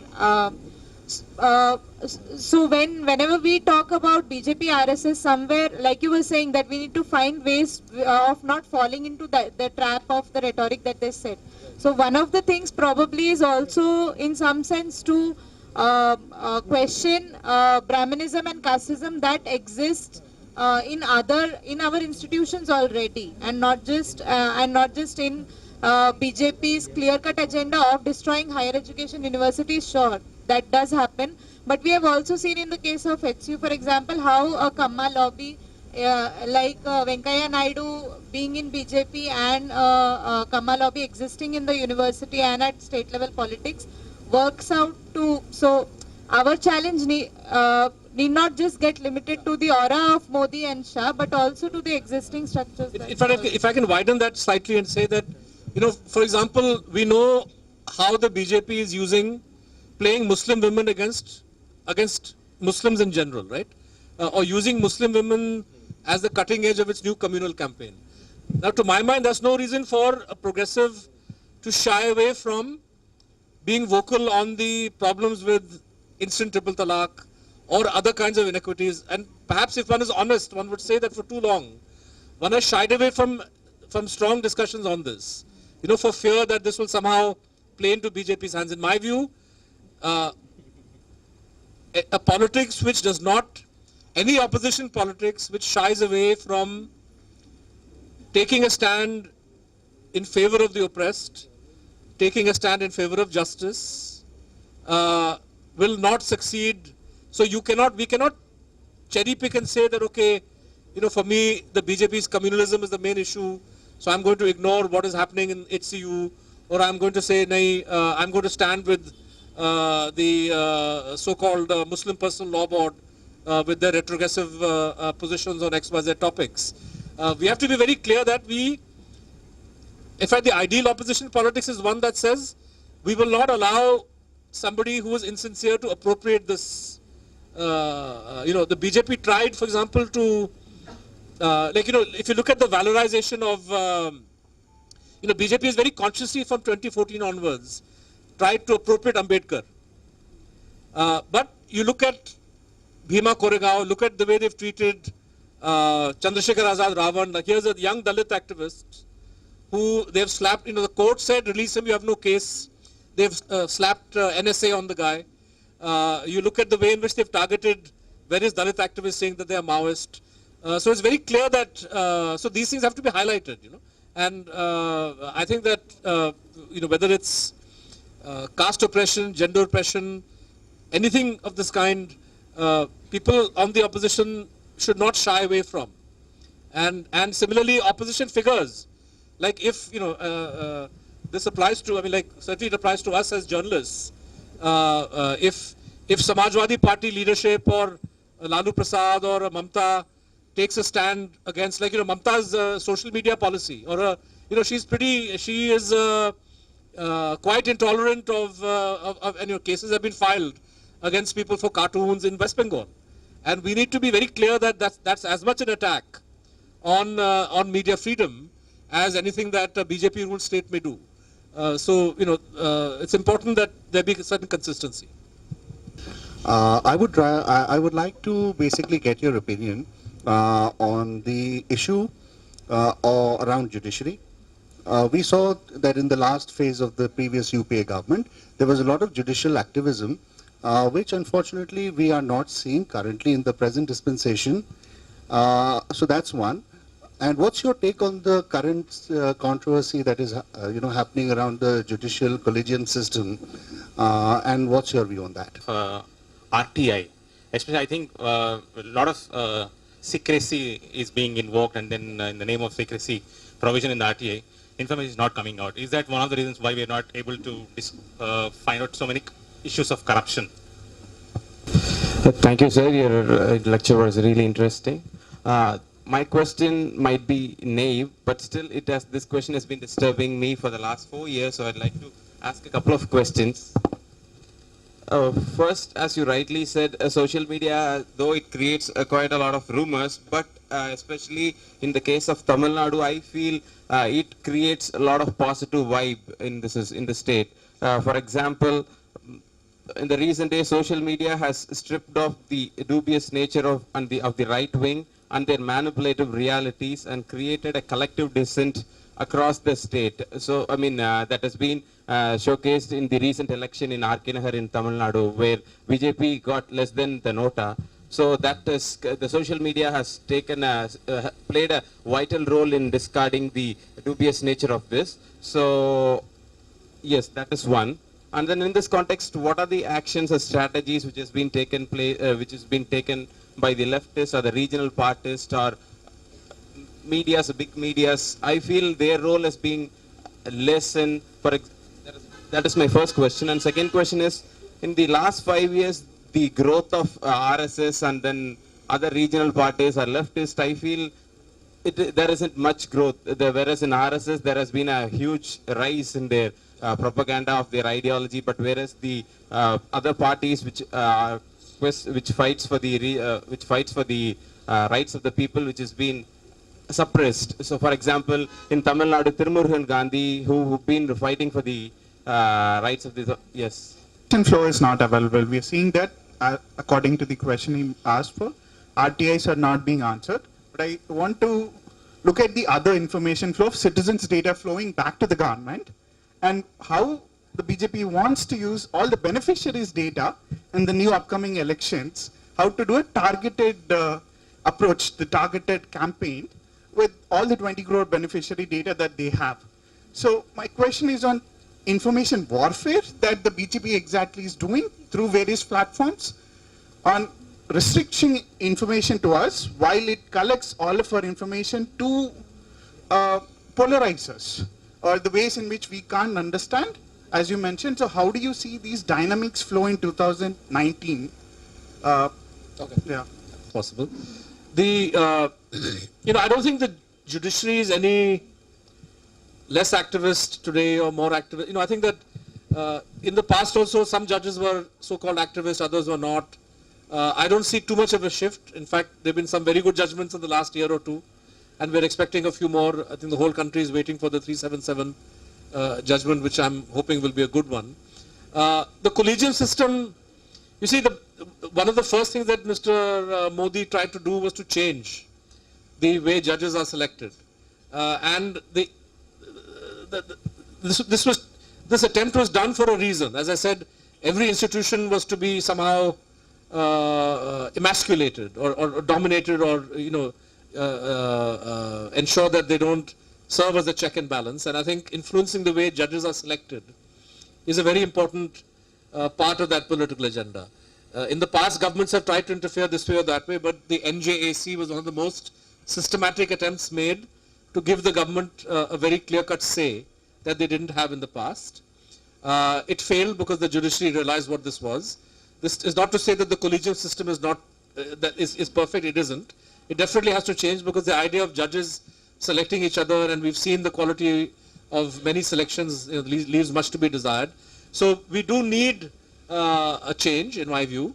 It's just that the baggage that the current government carries makes it virtually impossible for any of its proposals to be treated with, everybody will be a bit suspicious about the motives. So I think that this is the conversation which, I think unfortunately the fact that the BJP attempted the NJAC has postponed actual reform by another 10 years. The question that you asked about RTI, yeah, this is a very serious problem. It's virtually, RTI activists say that it's now become routine that your first question is, the first response you get is denied.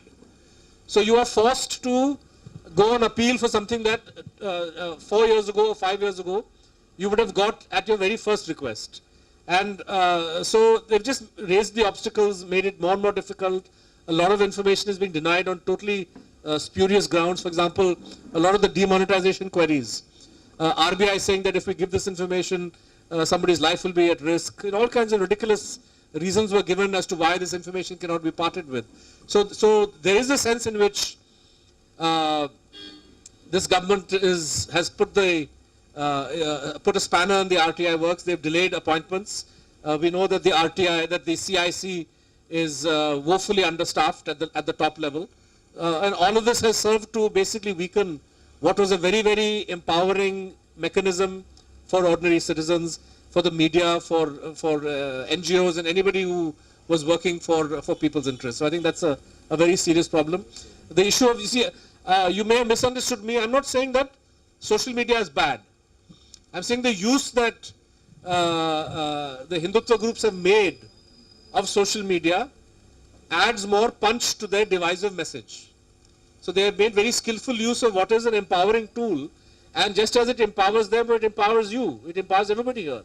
So actually, if I gave the impression that I'm against social media, I want to, I want to emphasize that I'm very much, the wire has the kind of reach it does because social media is a leveler of the playing field. So our stories have very, very wide circulation because of Twitter, Facebook, and so on and so forth, and WhatsApp. But these things have to be used responsibly. And unfortunately, lots of people use it very irresponsibly. I'm glad to hear that in Tamil Nadu or other places, people have made positive use to push for positive change of one kind or the other. I think that this is perhaps an area that we don't fully understand yet. I think the right wing understands it better than we do as to how you use WhatsApp. But I think that using WhatsApp for pro-people, progressive initiatives, it should be possible. And I think that organizations like Lamakan or others who are here should actually actively take this up. We certainly, use it a lot and in a positive way. It is true that yes, RSS. Why RSS? Even Yogi Adityanath's group of goons in Uttar Pradesh, the Yuva Vahini, also saw a huge increase in enrollment after he became CM. So, it's in the nature of any society that power attracts all kinds of people. And because, there is not just the prestige of being associated with the government, but perhaps some people see rent-seeking opportunities, money-making opportunities, or simply the visibility and propaganda that the RSS has got is drawing people to it. It's unprecedented that, I think 2 years in a row, Mohan Bhagwat's speech, his Vijay Dashmi speech was shown on Doordarshan. Now, to my mind, who is Mohan Bhagwat? Mohan Bhagwat is the leader of a religious outfit. He's no different from Owaisi or the Shahi Imam. Why should his speech be shown on Doordarshan and not, the head of Jamiyat Ulema Hind or some kind of organization? So it's clear that the state has bent rules to promote RSS and its front organizations. And there are lots of ways in which basically, its guys have been put on. If you look at the people who are on various public sector boards, various appointments, people who have been made professors, people who have been made vice chancellors, there is a sense in which their people are being promoted. So it's become suddenly a very attractive organization. And they've even changed their dress. So if you were earlier a bit reluctant to go out in a half pant or knicker, now you have the option of wearing a full pant and looking less ridiculous. So, for all these, for all these reasons, they may, it doesn't surprise me that they are growing. But yes, it should be a matter of concern if other parties are not, they should all introspect. If communist parties are not growing, they should introspect, because you have example of AAP, which came from nowhere and became a major presence, not just in Delhi, but Punjab. It's a different matter that they have all kinds of issues that they have to solve. But I think people are looking for change. People are looking for credible alternatives, and it's really up to people like yourself to take the initiative and actually be out there and be a catalyst for that kind of change. Because if you don't fill that space, there's any number of reactionary kind of people who are because they see politics as a conduit for accumulation of wealth and power. So I would say that you've put your finger on the right kind of problem. And what was the question from here? Yeah. No, it's a very good question, because you're right. I mean, we know less and less about the government. They know a lot more about us, and I think that the hidden weapon of the BJP in the coming campaign will precisely be this use of data. We know that, and in fact, there was a curious, if you followed the Cambridge Analytica controversy, data can be used and misused. So it seems as if some mysterious client booked Cambridge Analytica to mislead Congress party. And this, they were not sure who this person is, but they said some NRI businessman engaged us, and he said Congress is not to find out. I'm the one who sent you. So data is definitely the weapon of choice in the coming election. But I think again data probably matters at the margin. I would say that one should not be despondent at the fact that BJP will have huge amount of data at its control. First of all, others can also get as much data as they can, but I think no amount of data manipulation or data-driven messaging can alter facts on the ground. And it's important that we keep the discussion centered on facts on the ground. But yes, this is a big weapon in the armory of the Hindutva groups. Like I'll be giving an analogy of in Shakespeare's Julius Caesar, both Brutus and Mark Antony get an opportunity to speak to a gullible public, which we know that the people of India in general are gullible. So what kind of Mark Antony uses rhetorics to convey his message to the public? What kind of language game is good journalism lacking? As you mentioned, alternative news, alt news, that is using a different kind of method, sarcasm, to convey its message. So is it ethical to use ki tedi ungli se ghee nikalna? Is it ethical for newspapers like The Wire to go to that path to gain what they are trying to get? I think underlying a lot of what you have said, and also from the inputs, there is one thing that's the truth, based on objective facts, data, research, etc., etc. But we know that in spite of some blatant truths, the BJP and the right wing is totally defiantly indifferent to that. They are not scared that it's going to give them a bad name. They have a confidence in the illicit, in the illegitimate. My question is that isn't there a difference between getting our feet ground on the truth and between marketing that truth? The truth and marketing of truth are two different things. And marketing of truth requires a certain kind of skill which you have mentioned. Skill, cleverness, propaganda, tactics, strategy. And I think that is where there's a big hole, a vacuum. So these guys are far more clever, and I think somewhere the ones who are really fighting for the human rights have not been able to pick up the skills, even from their adversary. Thank you. Thank you for your enlightening lecture. These days, most of the mainstream media is towing the line of the ruling party, excepting one or two. And only the portals like The Wire, Quint, maybe Alt News, Janta, only a few are there, which are trying to spread the truth among the people. But when the elections will be close, it will be very easy for the ruling party to suppress those couple of channels and block these websites and some Facebook IDs which are trying to share the truth with the people. So how are we going to counter the ruling party's narrative when it will be the critical moment before the elections? Sir, I'm a student of law from Pune. So my doubt is, today, is there a need of clearing the confusion in the lower level cadres of voters? What is the difference between Hinduism and Hindutva? Because I doubt how many people today understand the statement I make. I am a Hindu, I practice Hinduism and I'm against Hindutva. Because today people are in a confusion that BJP is protecting Hinduism. No, it is not protecting Hinduism. It is inculcating something which is dangerous, which is called Hindutva, by eliminating all other religions in this country. So do you think there is a need to clear this confusion among the cadres of voters? Your talk reminded me of a recent interview on Stephen Colbert's show of the CNN chief White House correspondent. And like Donald Trump, Modi also doesn't engage with media, like you've already said. And what Jim Acosta said was that he now engages with people who support him. So to break the impasse, I mean, Modi derives power from the people who are supporting him. So to break the impasse, isn't it imperative for journalists who want a healthier society to go engage with those kind of people also?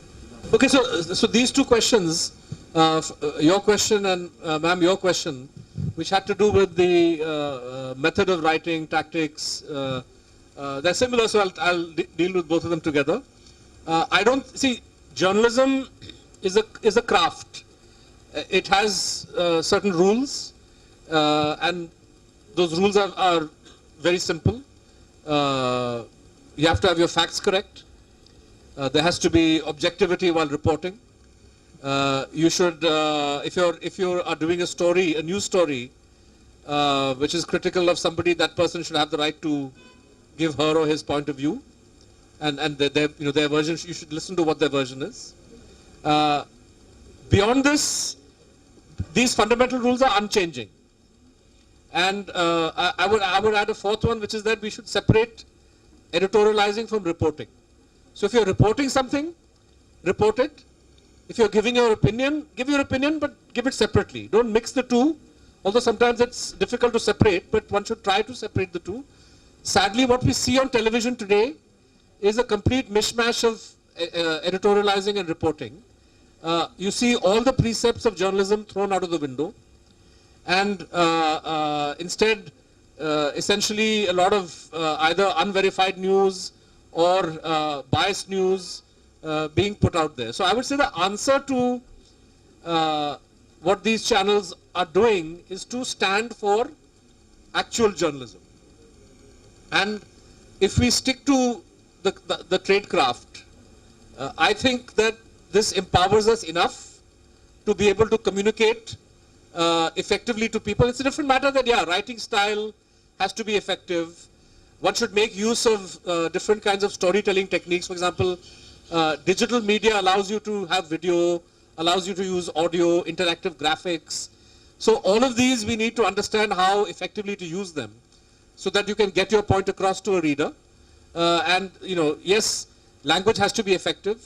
And yes, you're absolutely right that when it comes to the rhetoric of engagement, I would say irrational politics, whether of right or left, tends to be more effective than those who are trying to be rational. So they have that advantage. But I would say that it's a momentary advantage. It's an immediate advantage that does not necessarily have lasting effect. So I would say that, yeah, I mean, those who want to counter Hindutva need to hone their skills of writing and speaking. But the answer can't be to use your tedi ungli se ghee nikalne wali baat. So I would say that one should not violate the rules of journalism in pursuit of like in England, people went to extremes of hacking into people's voicemail and so on and so forth. All that one should not do, quite frankly. Sting operations.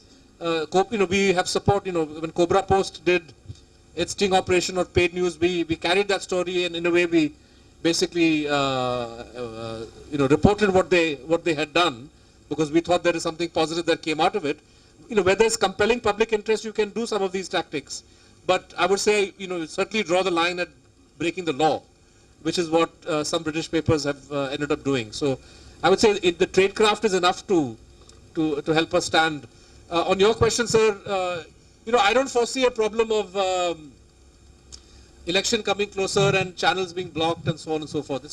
It's possible that some owners will panic and sack anchors or say ki bhai ye cover mat karo, etc., as in the case of ABP News.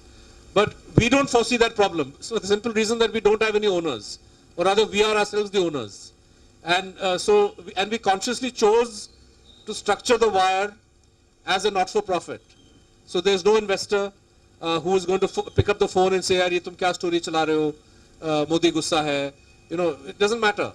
And it's when we were doing one of our stories on the government, and it was done by a reporter who was formerly with the Economic Times. And there's a very senior minister who confided to a friend of the reporter that if she had been doing, she's now freelance, that if she had, Rohini Singh, if she had been doing the story in ET, he says, I could have got the story stopped. But when I heard it's in the wire, I said, forget it. ये तो छपेगा ही छपेगा, बाद में देखना पड़ेगा. So yes, the pressure will come in the form of financial.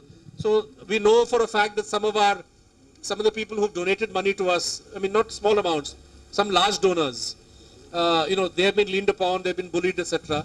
So our answer to that is fine. If you're a large donor, we'll do without you. But the government cannot stop thousands of small donors. And so we've launched a campaign in the last 2 weeks, asking people to donate minimum, to commit to 200 rupees a month. If we have 10,000, 20,000 such people who are giving as little as 200 a month, so who can stop us? That's enough money for us to publish. And it becomes impossible for any government to try to block or use finances as a way of suppressing. And similarly, Quint, Raghav Bell runs Quint, and he is an independent-minded person. He has his own resources. I don't think it's going to be that easy to shut him down or to shut any of the others who are alt news. Similarly, Pratik, he's also based on crowdsourcing. So, this is in the old days of print only. Yes, government could seize your printing press or do all kinds of things, but it is much harder. So I can give you my assurance here that we will be alive and kicking, no matter what whatever pressure comes our way, because it's not so easy to close down. And this is the beauty of the internet, that kis ko aap regulate karoge, like websites they're hosted in some other part of the world, and you can't block internet access to all Indians. So even if, we recently have a problem in Bangladesh, incidentally. There's a lot of repression happening of media. And a famous photographer, Shahidul Alam, has been arrested, and we've been writing a lot about him. So somebody mailed us from Dhaka to say the wire has been blocked in Dhaka, in Bangladesh, the wire.in. But people have found ways of getting around. People are posting our stories on Facebook. So everybody is able to access it. So, I'm not too worried about this part. Am I missing anyone? Yeah, good question. Look, I think that I also often meet people there was once an Ola driver in Delhi who we were talking about, politics, and he said, "हाँ, मोदी ने कुछ नहीं किया, लेकिन एक काम अच्छा कर रहा है." मैंने कहा, "क्या है?" He says, "वो मुसलमानों को अपनी जगह दिखा रहा है." He's showing Muslims their place. So I said, "Well, what is it to you? Like, what place do you want them to be shown, and why do you feel, nahi, hum Hindu hain?" मैंने कहा, "But as a Hindu, what is it you want to do as a Hindu that you are not able to do?" And so he said, "नहीं, उनके 4 बीबियां होती है." मैंने कहा, "Do you want?" I said, first of all, in the census of India, this is a fact, by the way, there are more polygamous Hindus than there are polygamous Muslims. So I gave him that data. He said, "अच्छा, मुझे पता नहीं था." Then he said, "नहीं, but 4 बीबियां हैं तो आबादी बढ़ेगी." I said, "Look, be sensible. If one man has 4 wives, chances are that the number of children who are going to come from those 4 wives will be less than if the 4 wives had their own husbands." So I said, so he said, "हाँ." He said, "हाँ." So he said, "हाँ, ये भी मैंने सोचा नहीं, ये भी बात सही है आपकी." So yeah, I think at that level these kind of arguments work. I mean, I'd be wary of, so at the end of the day, arguing Hindu versus Hindutva, to my mind, is tough, because the Supreme Court went and said Hindutva and Hinduism is the same thing, and whenever you confront a BJP fellow, the Supreme Court has said, "Who are you?" Right? So in my view, we don't even need to go down that path. The argument to make is that, look, as a Hindu, what is it that you lack? Like what is it that you want to do that you can't do? And if he says, "Mujhe naukri nahi mil rahi," Are you not getting a job because of a Muslim? You're not getting a job because Modi hasn't given you the job, right? So I'm saying it's very easy to, if somebody, says as a Hindu, I feel, I'm not getting my due. It's very easy to debunk that without going into the Hindu versus Hindutva. Although that is also an argument to have, that Hindutva guys actually don't understand Hinduism, but it's maybe a second order argument. And just want to, before I ask my question, just say thank you so much for starting the wire. A lot of writers like myself have gotten a good platform to showcase their bylines. My question is about the narratives that you talked about. For instance, you said a lot of narrative building went on prior to 2014 and after. In the diaspora, that narrative has really been amplified as well. And people here, whether it's the IT cell or Modi supporters, they've been amplifying that. Whatever's, the diaspora's narrative of Modi here. I just want to ask, how effective has the wire been in, countering the diaspora as well? A friend of mine did a story on the Hindu Swayam Sevak Sangh and their activity against caste legislation. I almost did an expose on the Hindu American Foundation, but I didn't want to destroy whatever good relationship I had with them, and my recorder wasn't on at that time, so that's why. So I just want to ask, how effective have you been against First, the question. The question is, has Wire done any analysis on the demographics of the new WhatsApp users, particularly after the advent of Jio? And what is the likely impact on this Hindutva narrative? I think that's a very significant thing, and I'm not getting enough in the media about this. The second is a request. I just got some intelligence about you. सुना है कि आप बहुत अच्छी उर्दू बोलते हैं, तो गुजारिश है कि हम हैदराबादियों के लिए 2-4 लफ्ज पेश करें. Hi, Siddharth. You were talking about how the left in India has, hasn't been picking up on the narrative of fighting against the regime and the bickering about whether it's fascism or authoritarian dictatorship. I want to understand 3 fundamental questions in terms of looking at it through a political economy prism, right? Because you haven't spoken about it. Caste was discussed, communalism was discussed. So I want to understand how it is easy to convince people to streamline all their personal interests in the interest of the nation, number one. Number two, how can you tell them that they have to believe in this monolith called the nation, despite the fact that they're hungry? And also, why should they thump their chest when Tata Motors goes and buys Jaguar Land Rover, despite the fact that he's sleeping on the footpath? Hitler has done this in terms of convincing people that they have to go, and it's happening again. So,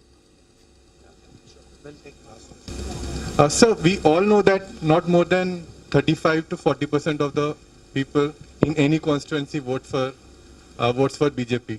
So, wouldn't it be the perfect time to ask for preferential voting or single transferable vote, as most of the democratic countries have ditched this first past the post? This is the only way I see to stop the present dispensation. Sir, my name is Songja. I have 2 questions. One is related to the media. If you look at the present circumstances, Network 18 or various corporate media houses has presence across the states in regional languages. So isn't it like the government, the present government, or the corporates wanted to foray into this market because this is the place where it has more outreach than English media from Delhi or the so-called national media that is centered around Delhi? And the second part is related to the narrative from the opposition forces. Don't you think that it's high time that after 4 years, election after election, the BJP government, the BJP is coming to power in most of the states?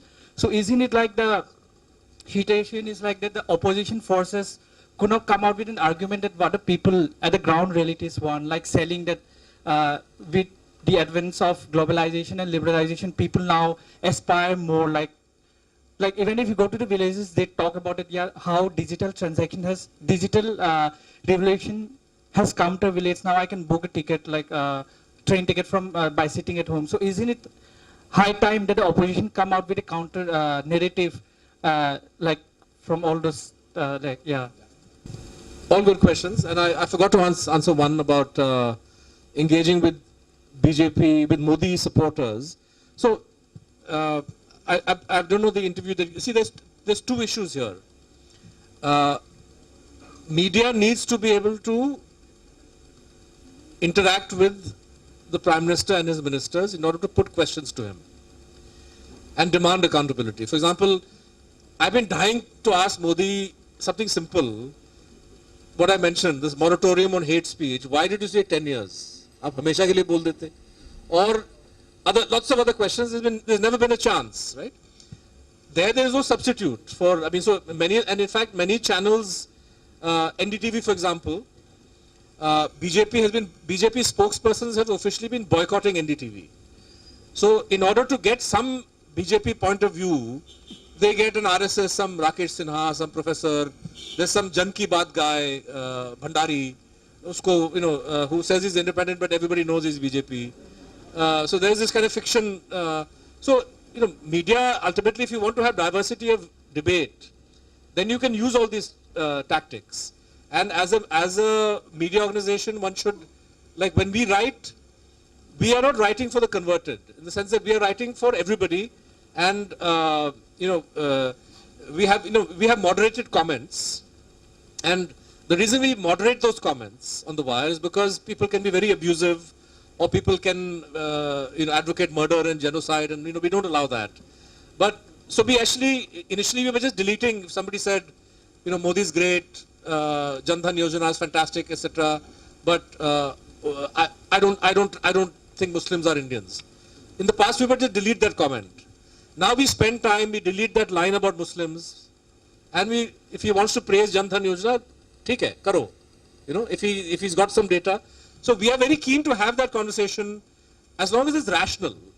And there should not be any hate or misogyny or, which unfortunately a lot of these people fall back on. On the question of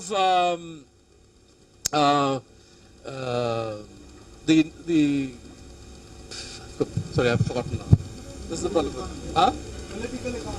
Yeah, okay, your question, right? Yeah, so there was that one, and then there was the one on language? Vernacular, the media and vernacular languages, right? And there was and the first past the post, right? Okay. So, what is happening in English media is actually happening across the board. So the same processes and tendencies are visible, plus or minus in most media territories. And I would say that, but of course, depending on local conditions. So in Tamil Nadu, for example, when I was editor of Hindu, I noticed that Jayalalitha was somebody, she was CM when I was editor of the Hindu.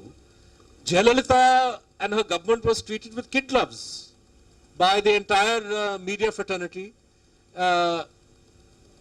because she would have this tendency of slapping defamation cases. Like if you were critical of anything that she did, fatak, there would be a criminal defamation case filed. I left Chennai with 3 filed by Jayalalitha, and I've been reliably informed that even though madam is gone, those cases still exist against me. And regional media has to contend not just with the national politics, but also with regional leaders who can be quite dictatorial and quite intolerant. On this issue of regional parties, BJP being effective, you're right. I mean, BJP has in many states sold itself as the party that will manage the economy better. But after some time, people realize, right? So if you have an app that you can book a train ticket on, this is the product of an IT revolution that has been 20 years in the making.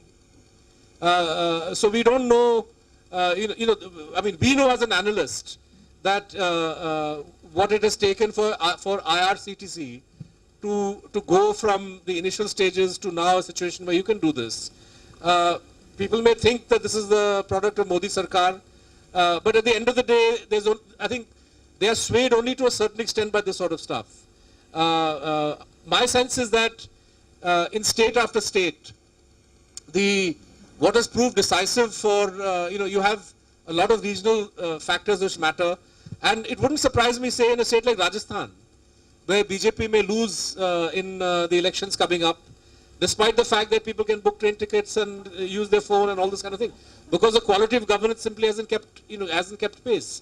So I would say there's a lot more, but you're right. I mean, essentially, there's only so much of blame that you can attach to the BJP.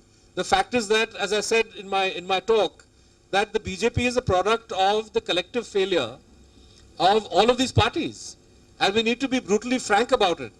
That the kind of government that Congress has given in state after state at the center is woefully inadequate. I mean, if today Modi is talking of Ayushman Bharat and we are criticizing him, but we should also say Congress ruled for 50 years and they did nothing at all beyond the initial burst in the 50s and 60s to create the basics of public health care in this country. So I think that those are conversations that one must have. आपका सवाल था जियो पे, दरअसल में ये data जो है मुझे नहीं लगता कि ना जियो दे चुका है, ना सरकार दे रही है, ना हमारे पास है. लेकिन ये बात सच है कि मोबाइल फोन का जो पेनिट्रेशन है हिंदुस्तान में लगभग 100% का हो गया है. और जो डेटा प्लान्स जियो दे रहा है, मुझे लगता है कि जो आने वाली जो पीढ़ियां हैं और आज के दौर में जो यंग हैं वो पूरी तरह से इंटरनेट और व्हाट्सएप वगैरह को इस्तेमाल कर रहे हैं. लेकिन ये ज़रूरी नहीं है कि ये लोग उस चीज़ की नेगेटिव चीज़ें से ज़्यादा प्रभावित, मतलब असर शायद उन पर उतना नहीं होगा. मतलब कि बहुत सारी चीज़ें जो मुझे मिलती हैं, किसी आंटी ने दे दिया, किसी दोस्त ने दे दिया, utter rubbish. Somebody sent me, anyway, you all get those forwards. So it's not, I think young people, मुझे लगता है कि जो नौजवान हैं शायद और जिम्मेदारी के साथ टेक्नोलॉजी का इस्तेमाल करना जानते हैं और इतनी जो है वो इनोसेंस उनमें शायद नहीं है जितना कि जो the older adapters of new technology. So I'm not, I wouldn't worry too much. I would say जियो का आना और सस्ते रेट में इंटरनेट मुहैया कराना अच्छी बात है. ये और होना चाहिए. फोन, स्मार्टफोन सबके पास होना चाहिए, डेटा प्लान सस्ता होना चाहिए.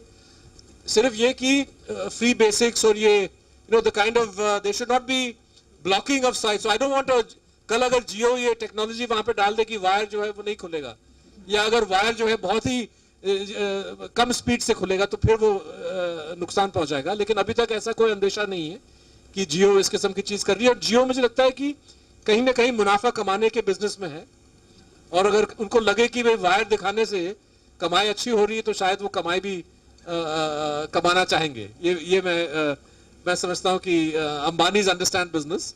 There was a question on first past. See you are right, मतलब कि first past the post by any logic is a imperfect system, and but I think that we should give up any hope of this changing at any time in the near future.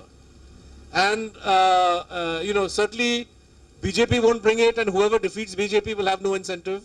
In any case, the requirements in terms of constitutional amendment or whatever it is that will do are so onerous that I don't foresee any prospect of this. And the fact is that there is no debate even. मतलब जिस तरह से एक debate होनी चाहिए सियासी दलों में, पार्टीज में, कोई भी पार्टी भी शायद फर्स्ट पास्ट पोस्ट से दूर नहीं निकलना चाहता. मतलब कि कांग्रेस पार्टी से अगर आप पूछिए, कम्युनिस्ट पार्टियों से पूछिए, किसी से भी पूछिए, कोई अभी तैयार नहीं है. सब कहते हैं कि हाँ लॉ कमीशन एक रिपोर्ट तैयार करे, स्टैंडिंग कमेटी में बात हो सकती है, लेकिन एक प्रेफरेंशियल वोटिंग सिस्टम, मतलब ideal system would be A transferable single transferable vote. So you can rank your preference. अगर आपका पसंदीदा कैंडिडेट पहले ही रेस में से लुढ़क जाता है तो वो वोट जो है किसी दूसरे को चला जाता है. इस किस्म की आप डिजाइन कर सकते हैं, लेकिन मुझे लगता है कि इसकी गुंजाइश आज के दिन में जीरो है. और ये मतलब इस पे डिस्कशन होना चाहिए ऐसे मीटिंग्स में, लेकिन जो सियासतदान हैं वो बिल्कुल नहीं चाहते कि इससे, क्योंकि first past the post system को अच्छी तरह समझते हैं, वो इसको कैसे इस्तेमाल किया जाए वो समझते हैं, जानते हैं. और इनको पता है कि अगर हम सिर्फ 31% या 32% वोट से सत्ता, मतलब सारा कुछ हमको मिल जाए तो वो समझते हैं कि यही अच्छा रास्ता है. So I think that this is I mean, I'm with you in theory, but in practice I think this is a non-starter. Have I forgotten any question? Diaspora. Yeah, so we've tried. I mean, in the sense that we've run pieces. I think the diaspora comes in all shapes and sizes. हमारे सबसे, Vinod Dua is a very popular presence on the wire, and I have to say that the huge amount of views that he gets is from the diaspora. A lot of Indians in Gulf, in Saudi Arab, वहाँ से बकायदा हमको चिट्ठियाँ मिलती हैं, संदेश, email से, we get messages from people. Indians always abroad saying we want to donate money, but we're not able to use our foreign credit card for that, etc., etc. So I would say that there's a section of the diaspora in the UK and the US, maybe in some other countries, that is, and maybe a lot of people, which is Hindutva oriented, and a lot of people have that, they're not very political, and they feel ki here's the Prime Minister who is being applauded by the FT and New York Times, so they'll go to those Wembley Stadium and go, Modi, Modi, this kind of mindless, there is that element which, sooner or later they will realize. And I suspect even today, the impression in the diaspora will perhaps not be as fulsome as it was 4 years ago, because, for starters, many of these people lost money in the demonetization. I mean, I keep meeting Indians abroad who, have, it's not as if they took it outside, but they kept 10,000 locked in Almira somewhere, and such a mindless decision. Everybody knows, even the deepest supporter of the BJP knows that this is a completely moronic, mindless decision that was taken with no logic, was the product of a completely dysfunctional decision-making system where nobody wants to challenge what the leader believes. So I think somewhere down the line, even the diaspora will see logic in this. I'm worried about, we ran a piece, we're running a piece about Badri Raina on how there's a famous poem of Bertolt Brecht where he says that, the government, the people have lost the confidence of the government. And it's not, so rather than the other way around. And now it's time to maybe dissolve the people and elect a new one. So Badri Raina is talking about how under the current, many of the policies of the BJP are aimed at altering the electorate. So he sees NRC as one such step, and they're looking to give the vote to NRIs. Now it's interesting that internal migrants, like you can be a worker, a brick worker, who migrates from Odisha, works in a construction site somewhere, or works in a brick kiln in Tamil Nadu. You don't have the right to vote, and there's no legislation being envisaged to give the internal migrant a right to vote. But there is talk of giving NRIs the right to vote, because the BJP's calculation is that this vote will come in our favor. So this is their calculation, but I think it may not well work in the way that they think, because I think there is a large section of the diaspora that is also progressive, that is imbibed, that feels for India, and is also imbibed democratic, norms. They look at the struggle, say in America, of African American Americans, or and are associated with those struggles, and are not. I mean, Indians traditionally in America are anyway pro-democrat. So for them to, so it's a kind of complicated equation. But for us, that 85% of our readers are within India, and 15% of the Wire's readers come from across the world, of which more than half of that 15% is in the US. So it's a major chunk, and we get a lot of support from Indians who are abroad, and we're very, very happy to cater to their interests. I don't think I need to conclude what you said. I think it was very clear, and thank you so much for the talk. Though, as concluding remarks from my side, I would like to go back to what he said about, Hinduism or Hindutva. And I think it's a very important moment for a gathering like this to reflect upon that kind of a question. What kind of a public sphere are we imagining? And in that sense, this liberal left civil society right now needs to confront Brahminism, needs to confront socio-economic capital, and recognize that there exist counter publics, there exist counter cultures that have huge histories, and it is time for us to learn from them. It is time for us to learn and extend solidarities to social movements and participate in them. And on this note, I would like to end this discussion. Thank you so much. And do go to the wire site and click on the donate button. That's very important. And do eat samosas and drink chai. Thank you very much, Siddharth. Thank you very much, Firdaus. And till the rains come down, we'll be hanging around for a little bit, so feel free to mill around and talk. Thanks so much.